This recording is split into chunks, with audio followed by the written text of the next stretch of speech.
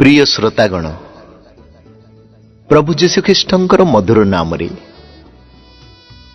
मु दीनहीन भाई त्रिपति पात्र आपण मानकु समस्त नमस्कार जनाउछि।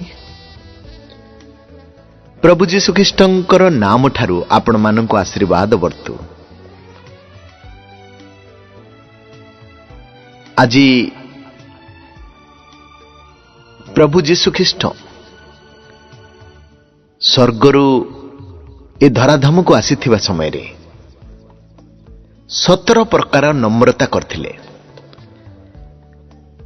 17 प्रकार नम्रता जीशुंक ठारू आज शिखिबा। आउ आमर मध्य जीवन रे नम्रता रे चलिबा।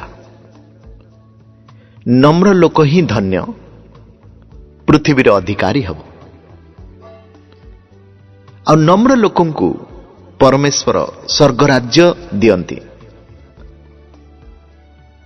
आज 17 प्रकार नम्रता मु कहिबाकु जाउछि, आपण माने ध्यान रे सुनंतु। प्रभु ए 17 प्रकार नम्रता जदि आम हृदय रे बास करिवो ताहले आमे गोटे सिद्ध मनुष्य होई जिबा। पुणी नूतन जेरुसालेम रे ठिया हबा पई आमे योग्य हबा।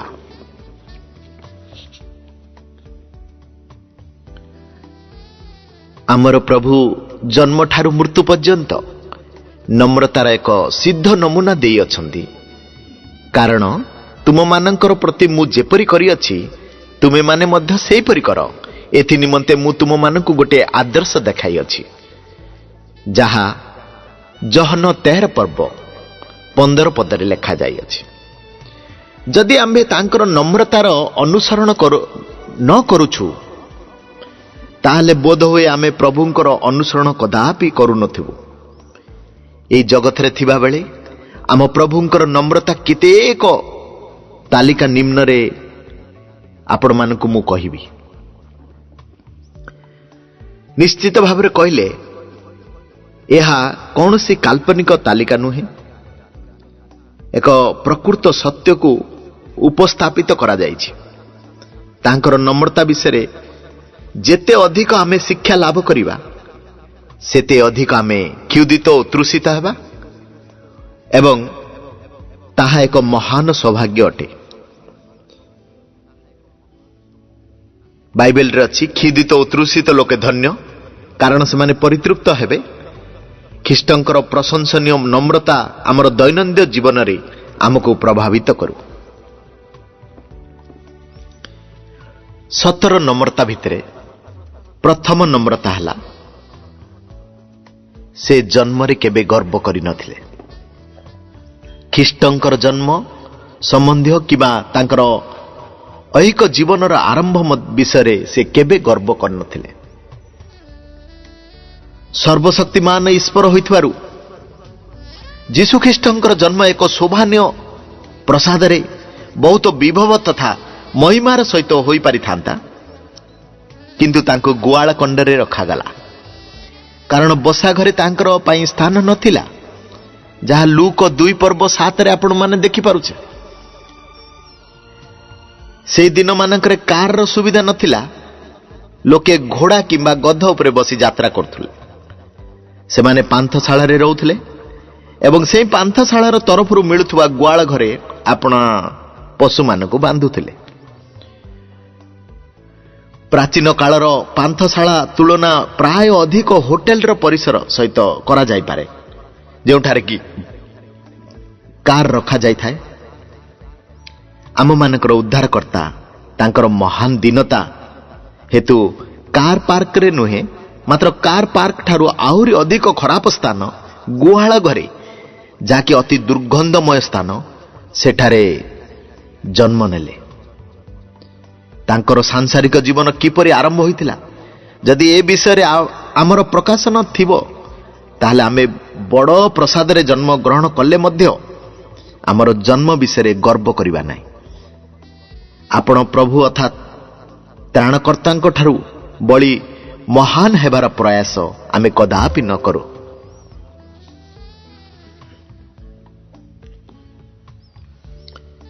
ଆମେ ପ୍ରଭୁଙ୍କର ଜନ୍ମ ତାଙ୍କ ଗଭୀର ଦୀନତାକୁ ପ୍ରକାଶ କରେ। ସେହିଭଳି ଭାବରେ ପ୍ରତ୍ୟେକ ଆତ୍ମିକ ଜନ୍ମ ଦୀନତା ସହିତ ସମ୍ବନ୍ଧୀୟ ଅଟେ। ଖ୍ରୀଷ୍ଟୀୟ ଜୀବନରେ କେତେଗୁଡ଼ିଏ ଆତ୍ମୀୟ ଜନ୍ମ ଓ ଗୁରୁତ୍ୱପୂର୍ଣ୍ଣ ଆତ୍ମିକ ଅନୁଭବ ସବୁ ରହିଛି। ଉଦାହରଣ ସ୍ୱରୂପ ନୂତନ ଜନ୍ମ, ଜଳରୁ ଜନ୍ମ, ଆତ୍ମାରୁ ଜନ୍ମ ଏବଂ ସିଓନରୁ ଜନ୍ମ। ଇତିମଧ୍ୟରୁ ପ୍ରତ୍ୟେକ ଜନ୍ମ ଅବା ଆତ୍ମିକ ଅନୁଭବ ଆମକୁ ବିନମ୍ର ଜୀବନର ଗଭୀର ଆଡ଼କୁ ନେଇଯିବା ଉଚିତ। କେତେକ ଲୋକ ଏଭଳି ଅବସ୍ଥାରେ ରହିଛନ୍ତି ଯେଉଁମାନେ କି ନୂତନ ଜନ୍ମ, ଜଳରେ ବାପ୍ତିସମ ଓ ଆତ୍ମାଙ୍କର ଅଭିଷେକ ପ୍ରାପ୍ତ ହୋଇ ମଧ୍ୟ ଆତ୍ମିକ ଜୀବନରେ ଶୁଷ୍କ ଅନୁଭବ ଭିତରେ ରହିଛନ୍ତି। ଏହା ଏକ ବିଶେଷ କାରଣ ହୋଇଥାଇପାରେ। ସେମାନେ ଖ୍ରୀଷ୍ଟୀୟ ନମ୍ରତାକୁ ତାଙ୍କ ଜୀବନରେ ଅଭ୍ୟାସ କରିନାହାନ୍ତି। ଯେଉଁ ଆତ୍ମିକ ଜୀବନ ଅନୁଭବଗୁଡ଼ିକୁ ଆମେ ପ୍ରାପ୍ତ କରିଛୁ, ସେ ଅନୁସାରେ ଆମେ ନମ୍ରତାରେ ଆଗକୁ ବୃଦ୍ଧି ପାଇବା ଉଚିତ। ନମ୍ରତା ବିନା କୌଣସି ଆତ୍ମିକ ଅନୁଭବ ପ୍ରାଣ ବିନା ଶରୀର ସଦୃଶ ଅଟେ। ପରମେଶ୍ୱରଙ୍କର ସନ୍ତାନ ଯେ ପ୍ରକୃତରେ ନମ୍ର ଅଟେ, ସେ ଆପଣା ଆତ୍ମିକ ଜୀବନରେ କଦାପି ଶୁଷ୍କ ଅବସ୍ଥାରେ ରହିବ ନାହିଁ। ତାର ଭିତରେ ସର୍ବଦା ଏଭଳି ସଞ୍ଜୀବନ ରହିବ ଯାହାକି କୌଣସି ମନୁଷ୍ୟ କିମ୍ବା ଶୈତାନ ତାହା ନିର୍ବାଣ କରିପାରିବ ନାହିଁ। ଏଭଳି କୌଣସି ପରୀକ୍ଷା ନାହିଁ ଯାହାକି ତାର ସଞ୍ଜୀବିତ ଅଗ୍ନିକୁ ନିର୍ବାଣିତ କରିପାରିବ। ପରମେଶ୍ୱରଙ୍କର ପ୍ରିୟ ସନ୍ତାନମାନେ, ଆପଣ କ'ଣ ଆତ୍ମିକ ଜୀବନରେ ଶୁଷ୍କ ଅଟନ୍ତି କି? ଆପଣର ନୂଆ ଜନ୍ମ, ପାଣିରେ ଜନ୍ମ, ଆତ୍ମାରେ ଜନ୍ମ ନେଇଥିବେ, ପରନ୍ତୁ ଖ୍ରୀଷ୍ଟୀୟ ନମ୍ରତା ଆପଣ ଜୀବନରେ ସ୍ଥାନ ପାଇନଥିବ। ଆପଣଙ୍କ ମନରେ ବୃଥା ଗର୍ବ ରହିଥିବ। ଆପଣମାନେ ଦୁଃଖିତ ଭାବନାରେ ସକଳ କ୍ଷମା ରହିତ ଆତ୍ମା ଓ କ୍ରୋଧ ଥାଇପାରେ। ଆପଣ ଯଦି ନିଜ ଆତ୍ମାରେ ଖ୍ରୀଷ୍ଟୀୟ ନମ୍ରତାକୁ ଅନୁଭବ କରିନାହାନ୍ତି, ତାହେଲେ ବାସ୍ତବରେ ଆପଣ ଖ୍ରୀଷ୍ଟୀୟ ଜୀବନରେ ଆରମ୍ଭ ହୋଇନାହିଁ। ଅନ୍ତତଃ ଆଜି ହିଁ ଏକ ଖ୍ରୀଷ୍ଟୀୟ ଜୀବନର ଆରମ୍ଭ କରିବା ନିମନ୍ତେ ପ୍ରଭୁ ଆମମାନଙ୍କୁ ସାହାଯ୍ୟ କରନ୍ତୁ।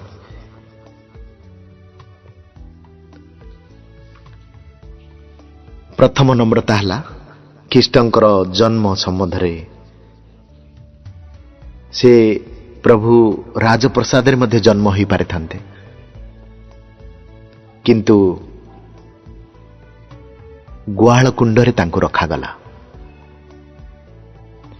ଯଦି ଆମ ଜୀବନରେ ପ୍ରଭୁ ଯୀଶୁଙ୍କର ସେ ଗୁହାଳ କୁଣ୍ଡକୁ ଦେଖିବା, ତାହେଲେ ଆମର ଜୀବନ ଗୋଟେ ସୁନ୍ଦର ଜୀବନ ହେବ।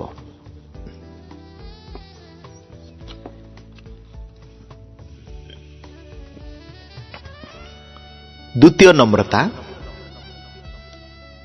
ସେବାର ଆରମ୍ଭ ବିଷୟରେ ଯୀଶୁଙ୍କର ଗର୍ବ ନଥିଲା।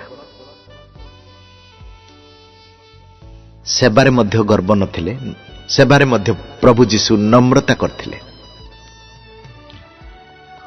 ଉପବାସର ସହିତ ଯୀଶୁଖ୍ରୀଷ୍ଟ ଆପଣ ସେବା ଆରମ୍ଭ କରିଥିଲେ। ପରମେଶ୍ୱରଙ୍କ ସମ୍ମୁଖରେ ଆପଣାକୁ ନମ୍ର କରିବାର ଏକ ଚିହ୍ନ ହେଉଛି ଉପବାସ। ଗୀତ ସଂହିତା 35 ପର୍ବ 13 ପଦରେ ଆପଣ ଯଦି ଦେଖିବେ, ମୁଁ ଉପବାସ କରି ଆପଣା ପ୍ରାଣକୁ ନମ୍ର କଲି। କିନ୍ତୁ ଅର୍ଥ ଏହା ନୁହେଁ ଯେ ଉପବାସ ନେଉଥିବା ବ୍ୟକ୍ତିମାନେ ସମସ୍ତେ ନମ୍ର ଅଟନ୍ତି। ନା ନା ନା ନା ଭାଇମାନେ, ତଥାପି ଯଦି ଆମେ ଠିକ୍ ଭାବରେ ଏହା କରୁ, ତାହେଲେ ଉପବାସ ଆମକୁ ପରମେଶ୍ୱରଙ୍କ ସମ୍ମୁଖରେ ଦୀନ ହେବା ନିମନ୍ତେ ସାହାଯ୍ୟ କରିବ। ପ୍ରିୟ ଭାଇ ଓ ଭଉଣୀମାନେ, ଯଦି ଆପଣ କଦାପି ଉପବାସ ନେଇନାହାନ୍ତି, ତେବେ ଆପଣଙ୍କର ନମ୍ରତା ମିଥ୍ୟା ଅଟେ। ଆଜିକାଲି କେତେକ ଖ୍ରୀଷ୍ଟିଆନମାନେ ସପ୍ତାହରେ ଥରେ ମଧ୍ୟ ଉପବାସ ରଖୁନାହାନ୍ତି। ତେଣୁ ଏହା ଏକ ଆଶ୍ଚର୍ଯ୍ୟ ବିଷୟ ନୁହେଁ ଯେ ଆତ୍ମିକ ଭାବରେ ଏବଂ ଶାରୀରିକ ଭାବରେ ମଧ୍ୟ ସେମାନେ ଦୁର୍ବଳ ଦେଖାଯାଆନ୍ତି। ଯେତେବେଳେ ଯୀଶୁ ଆପଣା ସେବା ଆରମ୍ଭ କଲେ, ଶୈତାନ ତାଙ୍କୁ ପରୀକ୍ଷା କରିବା ପାଇଁ ଆସିଲା। ଧ୍ୟାନପୂର୍ବକ ଦେଖିଲେ ସମସ୍ତ ପରୀକ୍ଷାଗୁଡ଼ିକ ତାଙ୍କର ଦୀନ ସ୍ୱଭାବ ଆଡ଼କୁ ଆଙ୍ଗୁଳି ଦର୍ଶାଏ। ଆଉ ପରୀକ୍ଷକ ତାଙ୍କ ନିକଟକୁ ଆସି କହିଲା, ତୁମେ ଯେବେ ଈଶ୍ୱରଙ୍କର ପୁତ୍ର, ତେବେ ଏହି ପଥରଗୁଡ଼ିକୁ ରୋଟି ହେବା ପାଇଁ ଆଜ୍ଞା ଦିଅ। କିନ୍ତୁ ସେ ଉତ୍ତର ଦେଲେ, ଲେଖା ଅଛି, ମନୁଷ୍ୟ କେବଳ ରୋଟିରେ ବଞ୍ଚିବ ନାହିଁ, ମାତ୍ର ଈଶ୍ୱରଙ୍କର ମୁଖରୁ ନିର୍ଗତ ପ୍ରତ୍ୟେକ ବାକ୍ୟରେ ବଞ୍ଚିବ, ଯାହା ମାଥ୍ୟୁ 4 ପର୍ବ 3 ଆଉ 4ରେ ଆପଣମାନେ ଦେଖିପାରିବେ। ଆପଣଙ୍କର ସ୍ୱୟଂ ଗୌରବ ପ୍ରାପ୍ତି ନିମନ୍ତେ ପରମେଶ୍ୱରଙ୍କର ପୁତ୍ର ଅଟନ୍ତି ବୋଲି ଅନ୍ୟମାନଙ୍କୁ ପ୍ରମାଣିତ କରି ଦେଖାଇବା ପାଇଁ ଯୀଶୁ ଆଶ୍ଚର୍ଯ୍ୟ କାମ କରନ୍ତୁ। ଏହା ଶୈତାନର ଲକ୍ଷ୍ୟ ଥିଲା। ନମ୍ରତା ସହିତ ଯୀଶୁ ସ୍ପଷ୍ଟ କରିଦେଲେ ଯେ ମନୁଷ୍ୟ ରୁଟିରେ ବଞ୍ଚିବ ନାହିଁ। ଅତି ନମ୍ର ହୋଇ ନିଜକୁ ମନୁଷ୍ୟ ବୋଲି ସ୍ୱୀକାର କଲେ। ପଥରକୁ ରୁଟିରେ ପରିଣତ କରିବା ପାଇଁ ଶକ୍ତି ତାଙ୍କଠାରେ ଥିଲା, କିନ୍ତୁ ଆତ୍ମମହିମା ଏବଂ ବ୍ୟକ୍ତିଗତ ଅଭିଳାଷ ନିମନ୍ତେ ସେ ଚମତ୍କାର କାର୍ଯ୍ୟ କରିବା ନିମନ୍ତେ ସେ ଅସ୍ୱୀକାର କଲେ। ପୁନର୍ବାର ଶୈତାନ ଖ୍ରୀଷ୍ଟଙ୍କର ନମ୍ରତାକୁ ଛଳ ଭାବରେ ପରୀକ୍ଷା କଲା। ଆଉ ଶୈତାନ ତାକୁ କହିଲା, ତୁମ୍ଭେ ଯେବେ ଈଶ୍ୱରଙ୍କ ପୁତ୍ର ତେବେ ତଳକୁ ଡେଇଁ ପଡ଼। ଯୀଶୁ ତାକୁ କହିଲେ, ଆହୁରି ଲେଖା ଅଛି, ତୁମ୍ଭେ ପ୍ରଭୁ ଆପଣା ଈଶ୍ୱରଙ୍କୁ ପରୀକ୍ଷା କରିବ ନାହିଁ, ଯାହା ମାଥ୍ୟୁ 4 ପର୍ବ 6-7ରେ ଆପଣମାନେ ଦେଖିପାରିବେ। ଏଠାରେ ପୁଣି ସେହି ପରୀକ୍ଷା ଥିଲା ଯେ ସେ ଆପଣଙ୍କୁ ଈଶ୍ୱରଙ୍କ ପୁତ୍ର ବୋଲି ପ୍ରକାଶ କରନ୍ତୁ, କିନ୍ତୁ ତାର ବଦଳରେ ଅତି ନମ୍ରତାର ସହିତ ପରମେଶ୍ୱରଙ୍କୁ ମାନି କହିଲେ, ପ୍ରଭୁ ଆପଣା ଈଶ୍ୱର। ଏଣୁ ଶେଷରେ ଯୀଶୁ ଏହି ଆଜ୍ଞା ଦେବାକୁ ପଚାରିଲେ ଯେ ଦୂର ହୋ ଶୈତାନ। ଶୈତାନକୁ ଆଜ୍ଞା ମାନିବାକୁ ପଡ଼ିଲା। କେବଳ ନମ୍ର ସାଧୁମାନଙ୍କର ହିଁ ଶୈତାନ ଉପରେ ଅଧିକାର ଏବଂ କ୍ଷମତା ରହିଛି। ଯୀଶୁ ଯେପରି ଆପଣା ସେବା ନମ୍ରତାର ସହିତ ଆରମ୍ଭ କଲେ, ଆମେ ମଧ୍ୟ ଆମର ସେବା ଓ ପ୍ରତ୍ୟେକ ଦିନକୁ ନମ୍ରତାର ସହିତ ଆରମ୍ଭ କରିପାରିବା। ପ୍ରତ୍ୟେକ କାର୍ଯ୍ୟକୁ ନମ୍ରତାର ସହିତ ଆରମ୍ଭ କରନ୍ତୁ। ପ୍ରତ୍ୟେକ ଦିନ ଆପଣା ନିଜର ସହିତ କାର୍ଯ୍ୟସ୍ଥଳରେ ଆପଣା କାମ ଆରମ୍ଭ କରିବା ସମୟରେ ବିନମ୍ର ପ୍ରାର୍ଥନା ସହିତ ଆରମ୍ଭ କରନ୍ତୁ। ଯଦି ଏଭଳି କରିବେ, ତେବେ ଦିନ ସାରା ଭାର ଓ ଚାପକୁ ସହ୍ୟ କରିବା ପାଇଁ ପ୍ରଚୁର ଅନୁଗ୍ରହ ଆପଣ ଅନୁଭବ କରିବେ। ଆପଣା ଆପଣା ବିଦ୍ୟାଳୟ, ବ୍ୟବସାୟ କ୍ଷେତ୍ର ଓ ପାରିବାରିକ ଜୀବନରେ ପ୍ରତିଦିନ ନମ୍ର ଆତ୍ମା ଓ ଦୀନ ମନୋବର୍ତ୍ତିର ସହିତ ଆରମ୍ଭ କରନ୍ତୁ। କ୍ଷୁଦ୍ର କିମ୍ବା ବୃହତ ଯେକୌଣସି ବିଷୟରେ ଆମେ ଯୋଜନା ପ୍ରସ୍ତୁତ କରୁ, ସେ ସମୟରେ ଆମେ ପରୀକ୍ଷା କରି ଦେଖୁ ଯେ ତାହା ଖ୍ରୀଷ୍ଟ ତୁଲ୍ୟ ନମ୍ରତା କିମ୍ବା ଆମର ବର୍ଥ ବଢ଼ିବା ନିମନ୍ତେ ତାହା କରିଥାଉ କି? ନମ୍ରତା ବିନା ଯେକୌଣସି କାର୍ଯ୍ୟ କରାଯାଏ ତାହା ବିଫଳ ହେବ।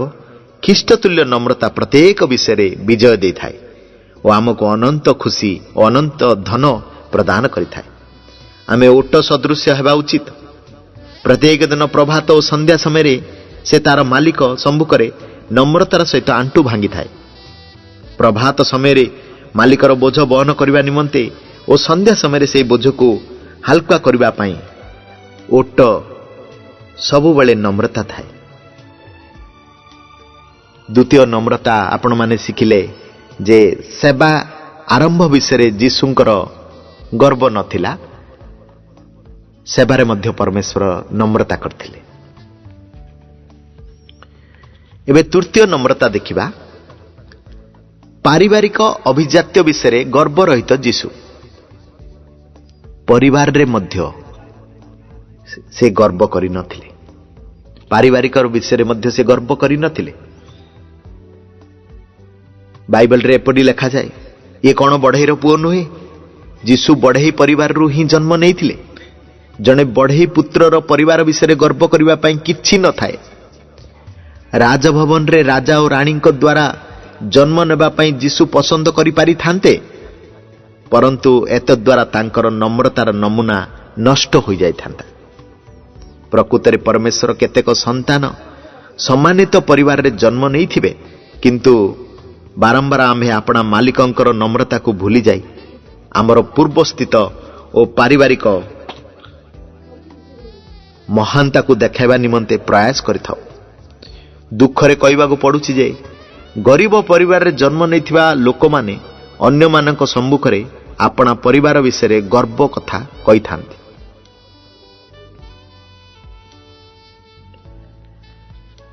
ତେଣୁକରି ଯୀଶୁଖ୍ରୀଷ୍ଟ ମଧ୍ୟ ଏକ ବଢ଼େଇ ଘରେ ଜନ୍ମ ହୋଇଥିଲେ, କୌଣସି ରଜାଙ୍କ ଘରେ ଜନ୍ମ ହୋଇନଥିଲେ। ଯେ ଆଜିକାଲି ବହୁତ ଲୋକ ଦେଖେଇ ହୁଅନ୍ତି, ମୁଁ ଏତେ ବଡ଼ ଘରେ ଜନ୍ମ ହେଇଛି, ଏତେ ବଡ଼ ପରିବାରରେ ମୁଁ ଜନ୍ମ ହେଇଛି ବୋଲି। କିନ୍ତୁ ଯୀଶୁଖ୍ରୀଷ୍ଟ ଏକ ବଢ଼େଇ ଘରେ ଜନ୍ମ ହେଇଥିଲେ। ତେଣୁକରି ତାଙ୍କୁ ବାଇବେଲରେ କୁହାଯାଏ, ଏ କ'ଣ ବଢ଼େଇର ପୁଅ ନୁହେଁ? ପାରିବାରିକ ଅଭିଜାତ୍ୟ ବିଷୟରେ ମଧ୍ୟ ଯୀଶୁ ଗର୍ବ କରିନଥିଲେ, ନମ୍ରତା ସହିତ ଥିଲେ। ଚତୁର୍ଥ ନମ୍ରତା ହେଲା ନାଗରିକତା ବିଷୟରେ ଗର୍ବରହିତ ଯୀଶୁ। ନଗରରେ ମଧ୍ୟ ସେ ଗର୍ବ କରିନଥିଲେ। କେତେ ଲୋକ, ବିଶେଷ କରି ଧନବାନ ରାଷ୍ଟ୍ରରେ ରହୁଥିବା ଲୋକମାନେ ସେ ସ୍ଥାନ ବିଷୟରେ ଗର୍ବ କରିଥାନ୍ତି। ଯୀଶୁ କିନ୍ତୁ ନାଜରିତ ନାମକ ଏକ ଗରିବ ଗ୍ରାମରେ ରହୁଥିଲେ। ଏ ଗ୍ରାମର କୌଣସି ବିଶେଷତା ନଥିଲା। କେହି ଜଣେ ପଚାରିଥିଲେ, ନାଜରିତରୁ କି କୌଣସି ଉତ୍ତମ ବିଷୟ ଉତ୍ପନ୍ନ ହୋଇପାରେ, ଯାହା ଜହନ 1 ପର୍ବ 46 ପଦରେ ଆପଣମାନେ ପାଇପାରିବେ। ଯୀଶୁ ରୋମ ଓ ଜେରୁସାଲାମ ଭଳି ରାଜକୀୟ ଐତିହାସିକ ସହରମାନଙ୍କରେ ରହିବାକୁ ପସନ୍ଦ କରିନଥିଲେ। ସେହି ସହର କିମ୍ବା ଗ୍ରାମରେ ପରମେଶ୍ୱରଙ୍କ ଆପଣମାନଙ୍କୁ ଯେଉଁ ସହର କିମ୍ବା ଗ୍ରାମରେ ପରମେଶ୍ୱର ଆପଣମାନଙ୍କୁ ରଖିଛନ୍ତି, ନମ୍ରତାର ସହିତ ସେଠାରେ ବାସ କରି ସେହି ସ୍ଥାନ ବିଷୟରେ ଗର୍ବ ନ କରି ଖ୍ରୀଷ୍ଟଙ୍କୁ କେବଳ ଗୌରବ ଦେବା ଆମର ଉଚିତ। ଯାହା ଏବ୍ରି 11 ପର୍ବ 10ରେ ଆପଣମାନଙ୍କୁ ଗୋଟିଏ ବାକ୍ୟ କହେ, ଏଭଳି ଗୋଟିଏ ସ୍ୱର୍ଗୀୟ ନଗର ବିଷୟରେ ଆନନ୍ଦ କରିବା, ଯାହାର ଶିଳ୍ପୀ ଓ ନମ୍ରତା ସ୍ୱୟଂ ଈଶ୍ୱର ଅଟନ୍ତି। ଯୀଶୁଖ୍ରୀଷ୍ଟ ନଗରରେ ମଧ୍ୟ ଗର୍ବ କରିନଥିଲେ। ଗୋଟିଏ ଛୋଟ ନାଜରିତ୍ୟରେ ଜନ୍ମ ହୋଇଥିଲେ। ଆଜି ଆମେ ନଗରକୁ ନେଇକରି ମଧ୍ୟ ଗର୍ବ କରେ। ବହୁତ ଲୋକ କହନ୍ତି, ମୁଁ ଆମେରିକାରେ ଜନ୍ମ ହେଇଛି, ମୁଁ ରୁଷିଆରେ ଜନ୍ମ ହେଇଛି, ମୁଁ ଇଟାଲୀରେ ଜନ୍ମ ହେଇଛି। କିନ୍ତୁ ପ୍ରଭୁ ଯୀଶୁ ଗୋଟିଏ ଛୋଟ ନଗରରେ ଜନ୍ମ ହୋଇଥିଲେ। ତାଙ୍କୁ କୌଣସି ପ୍ରକାର ଗର୍ବ କରିନଥିଲେ। ପଞ୍ଚମ ନମ୍ରତା ହେଲା ସୁନ୍ଦରତା ବିଷୟରେ ଗର୍ବରହିତ ଯୀଶୁ। ସୁନ୍ଦରତା, ସେ କୌଣସି ପ୍ରକାର ସୁନ୍ଦର ନଥିଲେ। ଆମେ ବାଇବେଲରେ ପଢୁ, ପରମ ଗୀତ 5 ପର୍ବ 16 ପଦରେ, ସେ ସର୍ବତ ଭାବରେ ସୁନ୍ଦର ଅଟନ୍ତି। ତାଙ୍କର ସୌନ୍ଦର୍ଯ୍ୟ ପବିତ୍ର ଆତ୍ମାର ସୌନ୍ଦର୍ଯ୍ୟ ଓ ଚରିତ୍ରର ସୌନ୍ଦର୍ଯ୍ୟ ଅଟେ। ସେହି ଅନୁସାରେ ସେ 10,000 ମଧ୍ୟରେ ସୁନ୍ଦର ଅଟନ୍ତି। ପରମେଶ୍ୱର ଆମକୁ ଦେଇଥିବା ଶାରୀରିକ ସୁନ୍ଦରତା ଆମେ ତୃପ୍ତ ରହିବା ଉଚିତ। ଆମର ସୌନ୍ଦର୍ଯ୍ୟକୁ ବୃଦ୍ଧି କରିବା ନିମନ୍ତେ ଯେତେ କୃତ୍ରିମ ଚେଷ୍ଟା ଆମେ କରିଥାଉ, ତାହା ସମ୍ପୂର୍ଣ୍ଣ ଗର୍ବ ଚିହ୍ନ ଅଟେ। ଯଦି ଆପଣମାନେ ଦ୍ୱିତୀୟ ରାଜାବଳୀ 9 ପର୍ବ 30 ପଦଠାରୁ 35 ଯଦି ପଢ଼ିବେ, ଅହଙ୍କାର ସ୍ତ୍ରୀ ଇସେବେଲ ଆପଣା ଚେହେରାକୁ ଦେଖିବାକୁ ଖୁବ୍ କୃତ୍ରିମ ଭାବରେ ସଜାଇଲା, ମାତ୍ର ଅତି ଶୀଘ୍ର ତା ଉପରେ ଦଣ୍ଡ ଆସିଲା। ନୋଙ୍କ ସମୟରେ ପ୍ରଥମେ ଯେଉଁ ବିଚାର ରୂପକ ଦଣ୍ଡ ଏହି ପୃଥିବୀ ଉପରକୁ ଆସିଲା, ତାହା ସ୍ତ୍ରୀମାନଙ୍କର ସୌନ୍ଦର୍ଯ୍ୟ ସହିତ ସଂଯୁକ୍ତ। କିନ୍ତୁ ଅନେକ ଏହି ବିଷୟରେ ଅଜ୍ଞାତ ଅଟନ୍ତି। ସେତେବେଳେ ପରମେଶ୍ୱରଙ୍କ ପୁତ୍ରଗଣ ମନୁଷ୍ୟମାନଙ୍କର କନ୍ୟାଗଣକୁ ରୂପବତୀ ଦେଖି ସେମାନେ ଯେଉଁ ସବୁକୁ ପସନ୍ଦ କରୁଥିଲେ, ସେ ସମସ୍ତଙ୍କ ମଧ୍ୟରୁ ବିବାହ କରିବାକୁ ଲାଗୁଥିଲେ। ଅନନ୍ତର ସଦାପ୍ରଭୁ ଦେଖିଲେ ଯେ ପୃଥିବୀରେ ମନୁଷ୍ୟର ଦୁଷ୍ଟତା ଅତି ବଡ଼, ଏବଂ ପ୍ରଭୁ କହିଲେ, ଆମେ ମନୁଷ୍ୟକୁ ଲୋପ କରିବା। ଆଦି ପୁସ୍ତକ 6 ପର୍ବ 25 ଆଉ ଯଦି 7 ପଦରେ ଦେଖିବେ, ମନୁଷ୍ୟମାନଙ୍କର କନ୍ୟାଗଣ ଭକ୍ତି ରହିତ ଲୋକ ଧାର୍ମିକ ସ୍ତ୍ରୀମାନଙ୍କ ଠାରୁ କାହିଁକି ଅଧିକ ରୂପବତୀ ଥିଲେ? ପରମେଶ୍ୱର ଧାର୍ମିକ ସ୍ତ୍ରୀମାନଙ୍କୁ ଅଭ୍ୟନ୍ତରୀଣ ସୌନ୍ଦର୍ଯ୍ୟ ଅର୍ଥାତ୍ ପବିତ୍ରତା ରୂପକ ସୌନ୍ଦର୍ଯ୍ୟ ପ୍ରଦାନ କରିଥିଲେ। ଅଧାର୍ମିକ ସ୍ତ୍ରୀମାନଙ୍କର ଅଭ୍ୟନ୍ତରୀଣ ସୌନ୍ଦର୍ଯ୍ୟ ନଥିଲା, ତେଣୁ ସେମାନେ ବାହ୍ୟ ଭାବରେ ନିଜକୁ ସୁସଜ୍ଜିତ କରୁଥିଲେ। ଏହି ଶାସ୍ତ୍ରର ଏହି ଅଂଶରେ ଅଧାର୍ମିକ ସ୍ତ୍ରୀମାନଙ୍କର କୃତ୍ରିମ ସୌନ୍ଦର୍ଯ୍ୟ ପରମେଶ୍ୱରଙ୍କର ସନ୍ତାନମାନଙ୍କୁ ଆକର୍ଷିତ କଲା। ଏହା ଶେଷ ଦଶା ଜଳ ପ୍ରଳୟ ରୂପୀ ବିଚାର ଦ୍ୱାରା ହୋଇଗଲା। ଏଠାରେ ଏକ ବିଶେଷ ବିଷୟକୁ ଅନୁଧ୍ୟାନ କରୁ, ଯଦି ଅଧାର୍ମିକା ସ୍ତ୍ରୀମାନଙ୍କର କୃତ୍ରିମ ସୌନ୍ଦର୍ଯ୍ୟ ଏତେ ହୀନକାରକ ଯେ ଜଳ ପ୍ରଳୟ ରୂପୀ ଦଣ୍ଡକୁ ଆଣିପାରିଲା, ତାହେଲେ ଧାର୍ମିକା ସ୍ତ୍ରୀମାନେ ଯଦି ନିଜକୁ ସୁନ୍ଦର ଦେଖାଇବା ପାଇଁ ବାହ୍ୟ ଭୂଷଣରେ ଭୂଷିତ ହୁଅନ୍ତି, ତାହା କେତେ ଅଧିକ ଦଣ୍ଡ ଆଣିବ। କେତେକ ଲୋକ ବୃଥା ଭାବରେ ଯୁକ୍ତି କରିଥାନ୍ତି ଯେ ପରମେଶ୍ୱର ଅନ୍ତଃକରଣ ଦେଖନ୍ତି, ବାହ୍ୟ ବିଷୟ ଦେଖନ୍ତି ନାହିଁ। ସମସ୍ତ ପ୍ରକାର ମନ୍ଦ ଠାରୁ ପୃଥକ ହୋଇଥାଅ, ଶାନ୍ତିଦାତା ଈଶ୍ୱର ସ୍ୱୟଂ ତୁମମାନଙ୍କୁ ସମ୍ପୂର୍ଣ୍ଣ ରୂପେ ପବିତ୍ର କରନ୍ତୁ। ପୁଣି ଆମମାନଙ୍କର ପ୍ରଭୁ ଯୀଶୁଖ୍ରୀଷ୍ଟଙ୍କର ଆଗମନ ନିମନ୍ତେ ତୁମମାନଙ୍କର ଆତ୍ମା, ପ୍ରାଣ, ଶରୀର ସମ୍ପୂର୍ଣ୍ଣ ନିର୍ଦ୍ଦୋଷ ରୂପେ ରଖିଥାଉ, ଯାହା ପ୍ରଥମ ଥେସଲୋନିକୀୟ 5 ପର୍ବ 22-23 ଆପଣମାନେ ପାଇପାରିବେ।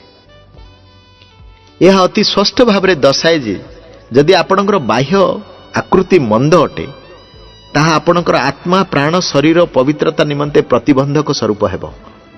ଆଉ ମଧ୍ୟ ଆପଣ ଖ୍ରୀଷ୍ଟଙ୍କର ଆଗମନ ନିମନ୍ତେ ନିର୍ଦ୍ଦୋଷ ରୂପେ ସୁରକ୍ଷିତ ହୋଇପାରିବେ ନାହିଁ। ପୁଣି କେଶ ବେଶ, ସୁବର୍ଣ୍ଣ ଅଭରଣ ଓ ସୁନ୍ଦର ବସ୍ତ୍ର ପରିଧାନ, ଏପରି ଯେଉଁ ବାହ୍ୟ ଭୂଷଣ, ତାହା ତୁମମାନଙ୍କର ଭୂଷଣ ନ ହୋଇ ହୃଦୟର ଯେଉଁ କୋମଳ ଓ ଶାନ୍ତିଯୁକ୍ତ ଗୁପ୍ତ ସ୍ୱଭାବ ଈଶ୍ୱରଙ୍କ ଦୃଷ୍ଟିରେ ବହୁମୂଲ୍ୟ, ତାହା ହିଁ ତୁମମାନଙ୍କର ଅକ୍ଷୟ ଭୂଷଣ ହେଉ। ପ୍ରଥମ ପିତର 3 ପର୍ବ 3 ଆଉ 4 ଯାହା କହେ। ନିଃସନ୍ଦେହ ଭାବରେ ପରମେଶ୍ୱର ସାଧାରଣ ଅର୍ଥାତ୍ ନିରାଡମ୍ବର ପୂର୍ଣ୍ଣ ବାହ୍ୟ ଚେହେରା ଏବଂ ଅଭ୍ୟନ୍ତରୀଣ ସୌନ୍ଦର୍ଯ୍ୟ ପ୍ରତି ଅତି ଧ୍ୟାନ ଦେଇଥାନ୍ତି। କେତେକ ଲୋକ ବାହ୍ୟ ଭାବରେ ମହିମାମୟ ଦେଖାଇବାକୁ ଚାହାନ୍ତି, କିନ୍ତୁ ସେମାନଙ୍କର ଆନ୍ତରିକ ମନୁଷ୍ୟ ମହିମାମୟ ନଥାଏ। ଯେଉଁମାନେ ଆନ୍ତରିକ ବିଷୟରେ ଦର୍ପ ନ କରି ବାହ୍ୟ ବିଷୟରେ ଦର୍ପ କରନ୍ତି, ସେମାନଙ୍କୁ ଯେପରି ଉତ୍ତର ଦେଇପାର। 2 କରନ୍ତୀୟ 5 ପର୍ବ 12 ପଦରେ ଆମେ ଏହା ପଢୁ, ଖ୍ରୀଷ୍ଟଙ୍କର କନ୍ୟାର ସଦୃଶ୍ୟ ଅପ୍ରାକୃତିକ ନୁହେଁ, ମାତ୍ର ଖ୍ରୀଷ୍ଟ ବିରୋଧୀ କନ୍ୟାର ଅଟେ। ପ୍ରକାଶିତ 17 ପର୍ବ 3 ଆଉ 4 ଏହା ମିଳେ। ଈଶ୍ୱର ପରଣାୟତ ସନ୍ତୋଷ ଭାବ ଯୁକ୍ତ ହେଲେ ଲାଭଜନକ। ପ୍ରଥମ ତିମୋଥୀ 6:6 ଏହା ଲେଖାଯାଏ। ପରମେଶ୍ୱର ଯେଉଁ ସୌନ୍ଦର୍ଯ୍ୟ ଦେଇଛନ୍ତି ସେଥିରେ ସନ୍ତୁଷ୍ଟ ରୁହନ୍ତୁ, ତାହା ହିଁ ଅତି ଲାଭଜନକ, ନଚେତ ଆପଣଙ୍କୁ ଅନେକ କ୍ଷତିର ସମ୍ମୁଖୀନ ହେବାକୁ ପଡ଼ିବ। କିପରି? ଆମେମାନେ ଯେଉଁମାନେ ଅପ୍ରାକୃତିକ ବାହ୍ୟ ସୌନ୍ଦର୍ଯ୍ୟ ଉପରେ ବେଶୀ ଧ୍ୟାନ ଦିଅନ୍ତି, ସେମାନେ ଗୋଟିଏ ଛୋଟ ଦାଗ ହେଲେ ମଧ୍ୟ ସେଥିରେ ଭାବୁକ ହୋଇ ରହିଯାଆନ୍ତି। ଯଦିବା ସେହି ଦାଗ ଅନ୍ୟମାନଙ୍କ ଦୃଷ୍ଟିରେ ନ ପଡ଼େ, ତଥାପି ସେମାନେ ମାନସିକ ଭାବରେ ଭାରାକ୍ରାନ୍ତ ହୋଇପଡ଼ନ୍ତି। ସାଧାରଣ ରୀତିରେ ଦେଖିବାକୁ ଗଲେ ଯେଉଁମାନେ ଆକର୍ଷିତ ହୋଇଥାନ୍ତି, ସେମାନେ ଆହୁରି ଅଧିକ ଆକର୍ଷିତ ହେବା ନିମନ୍ତେ ନିଜକୁ ସଜାଇଥାନ୍ତି। ପ୍ରଭୁ ଯେତିକି ଦେଇଛନ୍ତି ସେଥିରେ ସନ୍ତୁଷ୍ଟ ହୋଇ ରହନ୍ତୁ। ଏଭଳି ଲୋକମାନେ ନିଜର ସୌନ୍ଦର୍ଯ୍ୟ ନଷ୍ଟ ହୋଇଯିବ ଭାବି ଭୟଭୀତ ଅବସ୍ଥାରେ ଥାନ୍ତି। ତାହା ନିଷ୍କ୍ରିୟତା, ଅସ୍ଥିରତା, ଈର୍ଷା, ବିଫଳତା ପ୍ରକୃତି ଆଣିଥାଏ।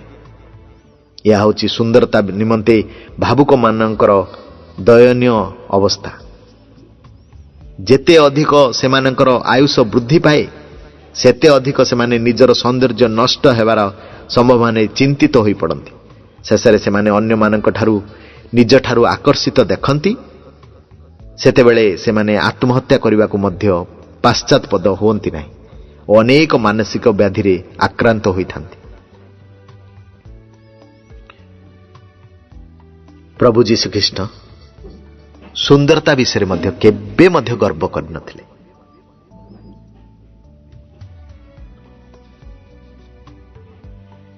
ପୁଣି ଥରେ ଦେଖିବା 6ଠ ନମ୍ରତା। ଆମର ଉଦ୍ଧାରକର୍ତ୍ତା ପ୍ରଭୁ ଯୀଶୁଙ୍କର ପ୍ରଶଂସାର ମଧ୍ୟ ଗର୍ବ ନଥିଲା। ସେ ପ୍ରଶଂସା ପାଇବାକୁ ଚାହୁଁନଥିଲେ।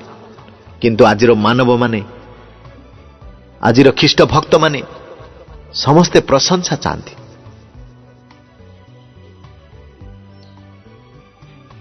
ଜଣେ ବ୍ୟକ୍ତି ଲୋକମାନଙ୍କର ପ୍ରଶଂସା ଶୁଣିବାକୁ ଭଲ ପାଆନ୍ତି। ଅଳ୍ପ କେତେକ ସାଧୁମାନେ ଏହି ସତ୍ୟକୁ ଜାଣିପାରିଲେ ଯେ ଗର୍ବ ହେତୁ ଲୋକମାନେ ପ୍ରଶଂସା ପାଇବାକୁ ଭଲ ପାଆନ୍ତି। ଯୀଶୁଙ୍କଠାରେ ପ୍ରଶଂସାର ଗର୍ବ ନଥିଲା। ଯିଶାୟ 53 ପର୍ବ 3ରେ ଆପଣ ପଢ଼ିଲେ ଦେଖିପାରିବେ, ସେ ଅବଜ୍ଞତା ଓ ମନୁଷ୍ୟର ତିକ୍ତ। କେତେକ ମହାନ ସାଧୁମାନେ ଅନେକ ଅଶୁଚି ସ୍ୱଭାବରୁ ଜୟ ପାଇ ମଧ୍ୟ ମାନବିକ ପ୍ରଶଂସା ଏବଂ ପ୍ରସିଦ୍ଧର ଲାଳସା ଉପରେ ଜୟ ପାଇବା କଷ୍ଟସାଧ୍ୟ ବୋଲି ମନେ କରନ୍ତି। ଜହନ 12 ପର୍ବ ଯଦି 43ରେ ଆପଣ ଦେଖିବେ, କାରଣ ସେମାନେ ଈଶ୍ୱରଙ୍କ ଠାରୁ ଗୌରବ ଅପେକ୍ଷା ବରଂ ମନୁଷ୍ୟମାନଙ୍କ ଠାରୁ ଗୌରବ ଭଲ ପାଇଲେ। ବାସ୍ତବରେ ଏକ ଫାନ୍ଦ ସ୍ୱରୂପ ଅଟେ ଯେ କି ମାନବିକ ପ୍ରଶଂସାକୁ ଅତି ଜ୍ଞାନ କରନ୍ତି, କିନ୍ତୁ ସେମାନେ ସମାଲୋଚିତ ହେବା ସମୟରେ ନିରାଶ ଓ ନିଷ୍କ୍ରିୟ ହୋଇପଡ଼ନ୍ତି। ଯଦି ଆମେ ବାସ୍ତବରେ ଖ୍ରୀଷ୍ଟୀୟ ନମ୍ରତାକୁ ଶିଖିବା, ତେବେ ଆମ ଉପରେ ଦୋଷାରୋପ କରୁଥିବା ବ୍ୟକ୍ତିଙ୍କୁ ଆମେ ବିଶେଷ ଭାବରେ ପ୍ରେମ କରିବା। ଲୋକମାନେ ଆମର ନିନ୍ଦା କରୁଥିବା ସମୟରେ ଯଦି ଆମେ ଦୁଃଖୀ ହୋଇପଡ଼ୁ, ତାହେଲେ ମଧ୍ୟ ଆମେ ଗର୍ବରୂପକ ଗଭୀର ଗର୍ତ୍ତ ମଧ୍ୟରେ ଅଛୁ। ଏହି ଜଗତକୁ ଆସିବା ପୂର୍ବରୁ ସ୍ୱର୍ଗଦୂତମାନଙ୍କ ଦ୍ୱାରା ଯୀଶୁଙ୍କର ପ୍ରଶଂସା ଓ ସ୍ତୁତିବାଦ କରାଯାଉଥିଲା। କିନ୍ତୁ ଯେତେବେଳେ ସେ ସ୍ୱର୍ଗର ମହିମାକୁ ତ୍ୟାଗ କରି ମନୁଷ୍ୟ ରୂପରେ ଅବତୀର୍ଣ୍ଣ କଲେ, ସେତେବେଳେ ସେ ତୁଚ୍ଛୀକୃତ, ଆଗ୍ରହ୍ୟ, ଉପହାସିତ ହେଲେ।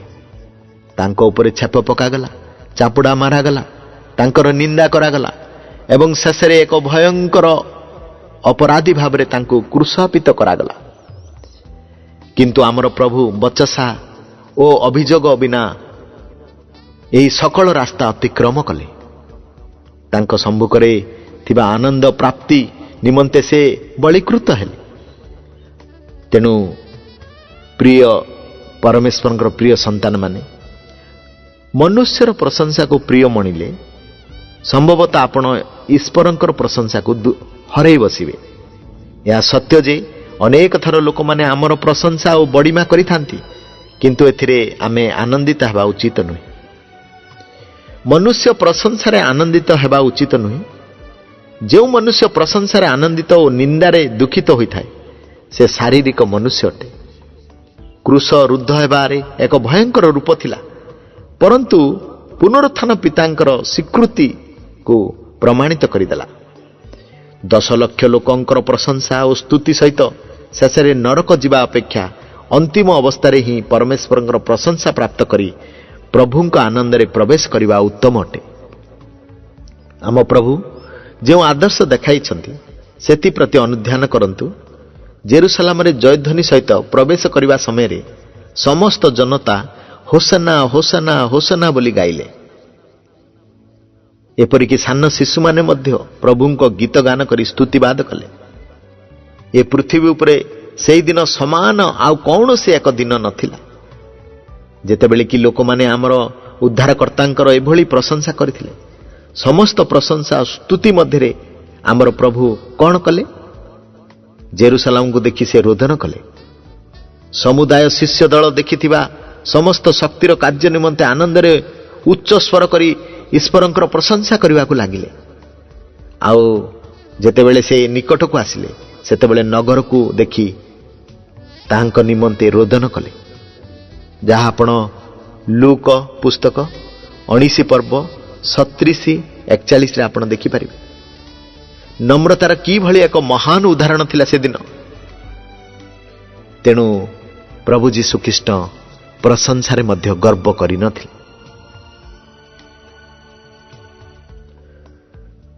ସପ୍ତମ ନମ୍ରତା, ଯୀଶୁଙ୍କର ଧନ ପ୍ରତି ମଧ୍ୟ ଗର୍ବ ନଥିଲା।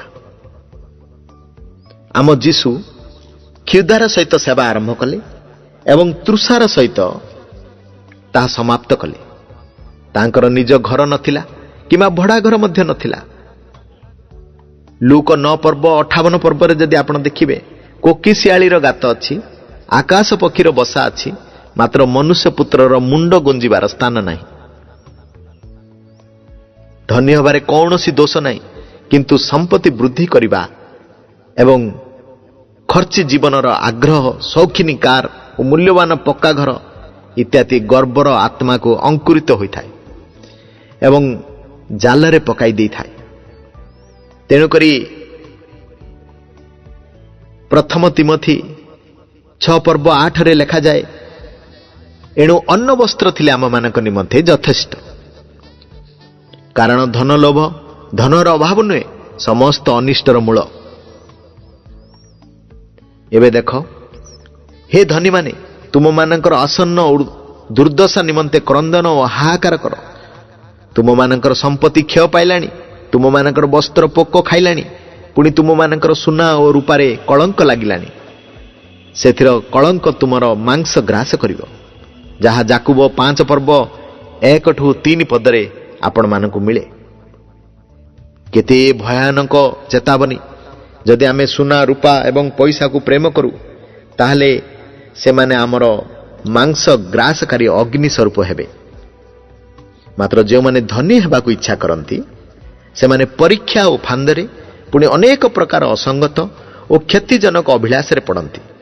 ଏସବୁ ମନୁଷ୍ୟକୁ ଧ୍ୱଂସ ଓ ବିନାଶ ରୂପକ ସାଗରରେ ମଗ୍ନ କରେ। କାରଣ ଧନ ଲୋଭ ସମସ୍ତ ଅନିଷ୍ଟର ମୂଳ। କେହି କେହି ସେଥିରେ ଆସକ୍ତ ହୋଇ ବିଶ୍ୱାସ ତ୍ୟାଗ କରି ପଥଭ୍ରଷ୍ଟ ହୋଇଅଛନ୍ତି, ଯାହା ପ୍ରଥମ ତିମୋଥୀ 6:9-10 ପଦରେ ମିଳେ ଆପଣଙ୍କୁ। ଏ ଶାସ୍ତ୍ରୀୟ ଅଂଶ ଏହା ସ୍ପଷ୍ଟ କରିଦିଏ ଯେ ଯଦି ଆମେ ସଂସାରର ଧନ ସମ୍ପତ୍ତି ଉପରେ ପ୍ରେମ ରଖୁ, ତାହେଲେ ଆମେ କେତେକ ପରୀକ୍ଷା ଓ ଫାନ୍ଦରେ ପଡ଼ିଥାଉ। ଆଉ ମଧ୍ୟ କେତେକ ମୂର୍ଖ ଓ ହାନିକାରକ ଅଭିଳାଷ ଆମର ଆତ୍ମା, ପ୍ରାଣ, ଶରୀରକୁ ବିନଷ୍ଟ କରିଦେଇଥାଏ। ଶେଷରେ ଆମେ ବହୁ ଦୁଃଖରେ ଆପଣା ହୃଦୟକୁ ବିଦୀର୍ଣ୍ଣ କରି ବିଶ୍ୱାସକୁ ପରିତ୍ୟାଗ କରିଥାଉ। ଏବ୍ରୀ ଭାଷାରେ ଅତି ଧନୀକୁ ଅର୍ଥ ହେଉଛି ଅତି ଭାରି ବୋଲି କୁହାଯାଏ। ଜଣେ ପରମେଶ୍ୱର ଲୋକ କହିଛନ୍ତି ଯେ ଧନ ପ୍ରାପ୍ତ କରିବାରେ ଚିନ୍ତାର ଭାର ବୃଦ୍ଧି ପାଏ, ତାକୁ ସମ୍ଭାଳିବାକୁ ଭୟ ହୋଇଥାଏ, ତାକୁ ଉପଯୋଗ କରିବାରେ ପ୍ରଲୋଭନ ଆସିଥାଏ, ତାର ଅପବ୍ୟବହାର କଲେ ଦୋଷୀ ହୋଇଥାଉ, ତାକୁ ହରାଇଲେ ଦୁଃଖ ଆସିଥାଏ ଏବଂ ବିଚାରର ଭୟଙ୍କର ଦିନରେ ପରମେଶ୍ୱରଙ୍କ ନିକଟରେ ତାର ହିସାବ ଦେବାକୁ ପଡ଼ିଥାଏ। ଭାଇମାନେ, ସମ୍ପତ୍ତିର ଗର୍ବରେ ଆମେ ନ ପଡ଼ୁ। ଯଦି ପରମେଶ୍ୱର ଆମକୁ ଧନ ଦେବାରେ ସନ୍ତୁଷ୍ଟ ହୁଅନ୍ତି, ତାହେଲେ ଗରିବଙ୍କର ପ୍ରତି ଧ୍ୟାନ ଦେଉ ଏବଂ ଅନନ୍ତ ବିଭରକୁ ପ୍ରାପ୍ତ କରିବା ନିମନ୍ତେ ଆମର ଭୌତିକ ଧନକୁ ଖର୍ଚ୍ଚ କରୁ। ପ୍ରଭୁ ଯୀଶୁ ଯେତେବେଳେ ଏ ଧରାଧାମରେ ଥିଲେ, ସେ ଧନ ଉପରେ ମଧ୍ୟ କେବେ ଗର୍ବ କରିନଥିଲେ। ଏହା ଆପଣମାନେ ଶିଖିବା ଦରକାର। ଆଉ ପ୍ରଭୁ ଯୀଶୁଙ୍କର ଅଷ୍ଟମ ନମ୍ରତା ଆତ୍ମିକ ଗର୍ବ ନଥିଲା। ପ୍ରଭୁଙ୍କର ଆତ୍ମିକ ଗର୍ବ ମଧ୍ୟ ନଥିଲା, ଯାହା ଅଷ୍ଟମ ନମ୍ରତା। ଆମ ଯୀଶୁଙ୍କ ବିଷୟରେ ଆମେ ପଢୁଛୁ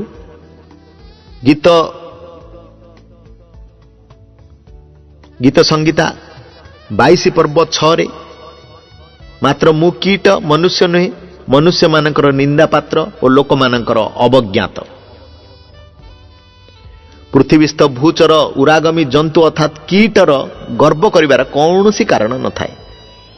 ସମସ୍ତ ଆତ୍ମିକ ଆଶୀର୍ବାଦକୁ ପ୍ରାପ୍ତ କରି ମଧ୍ୟ ଆମେ ଏହା ଭାବିବା ଉଚିତ ଯେ ଆମେ ଧୂଳି ମାତ୍ର, ପୁନର୍ବାର ଧୂଳିରେ ମିଶିଯିବା। ଯଦି ଆମେ ଠାରେ କୌଣସି ଉତ୍ତମତା ରହିଛି, ତାହେଲେ କେବଳ ଏଥି ନିମନ୍ତେ ଯେ ପ୍ରଭୁ ଆମର ସବୁ କିଛି ଅଟନ୍ତି। ସମସ୍ତ ମାନବିକ ଗର୍ବ ମଧ୍ୟରେ ସବୁଠାରୁ ଖରାପ ଗର୍ବ ମନୋଭାବ ଏହା ଯେ ମୁଁ ତୋ ଠାରୁ ପବିତ୍ର। ଅନେକ ଲୋକ ଦେଖାନ୍ତି ମୁଁ ତୋ ଠାରୁ ପବିତ୍ର। ଏଣୁ ଆତ୍ମିକ ଗର୍ବ ନିମନ୍ତେ ଭୟାନକ ଦଣ୍ଡର ବ୍ୟବସ୍ଥା ରହିଛି। ସ୍ୱସ୍ଥାନରେ ଛିଡ଼ା ହୁଅ, ଆମ୍ଭ ନିକଟକୁ ଆସ ନାହିଁ, କାରଣ ଆମ୍ଭେ ତୁମ୍ଭ ଅପେକ୍ଷା ପବିତ୍ର। ଏମାନେ ଆମ୍ଭ ନାସିକାରେ ଧର୍ମ ସ୍ୱରୂପ, ଦିନଯାକ ପ୍ରଜ୍ୱଳିତ ଅଗ୍ନି ସ୍ୱରୂପ। ଦେଖ, ଆମ୍ଭ ସମ୍ମୁଖରେ ଏହା ଲିଖିତ ଅଛି, आमे नीरव होई रहिबा नहीं, मात्र प्रतिफल देबा। हाँ, आमे सेमानंक कोଳରେ प्रतिफल देबा। जिसाय 65 पर्व 5 ଆଉ 6 आपण मानंकु मिले। तेणु प्रभुंकर आत्मिक रे मध्य गर्व नथिला। अनेक देखांती मु ताठारु बहुत आत्मिक। नाय भाई, प्रभु जीशुंक ठारु शिखिबा दरकार। नवम नम्रता। जीशुंकर नवम नम्रता होची स्वयं आदर एवं स्वयं गुरुत्वपूर्ण विषय गर्व रहित जीशु। जीशु केबे मध्य गर्व करनथिले स्वयं आदर पाइबा पाई। जीशु कहिले माथ्यू 11:29 पदरे, मु मृदुशील नम्रचित। आमर गर्व निज ठारू बळी अन्य मानंको बढाई करबाकू छाड़े नाही। फलरे अन्य माने आमको आग्रह कले आमे विघ्न पाई थाउ। जदि आमे आपणार गर्व और आत्म गुरुत्वपूर्णता को समर्पित करू, ताले अन्य माने आमको उपहास करबा समय रे और आम विषय मिथ्या कहबा समय रे मध्य आमे आनंदित हेबा परिवर्ते बच्चासा अभियोग और विलाप करिथांती।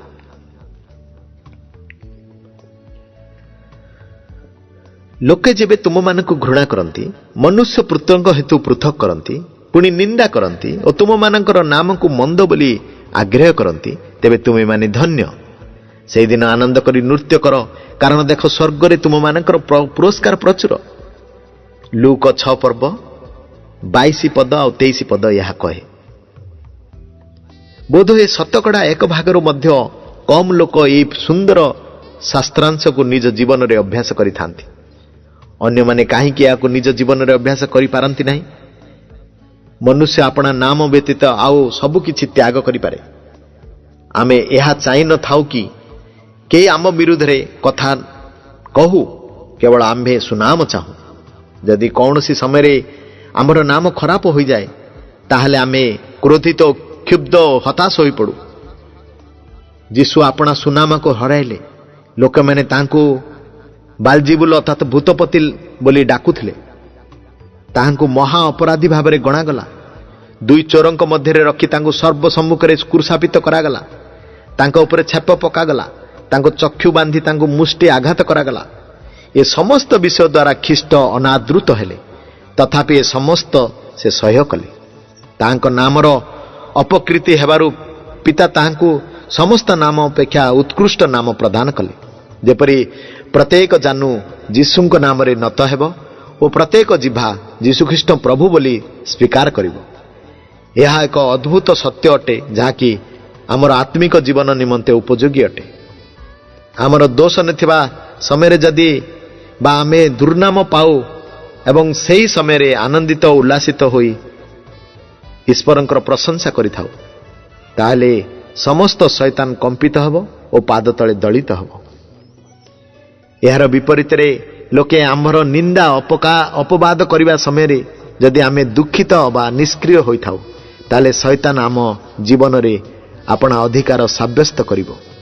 सावधान, शैतान तार चतुरी द्वारा अपना को जीवन सारा दुखी करी रखि पारे।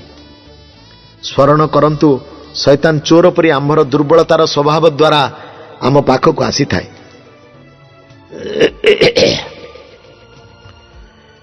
प्रिय मित्र, आपण स्वयं बड़ीमा को क्रूसर चरण तले समर्पित करंतु, जेपरि आपण निंदित हेबा समय रे उपाकित हेबा समय रे मध्य आनंद रे उछली उठिबे। स्वर्ग रे आपणकर पुरस्कार प्रचुर हेबो एवं पृथ्वी रे शैतान को आपणर पाद तले दलित करिवे।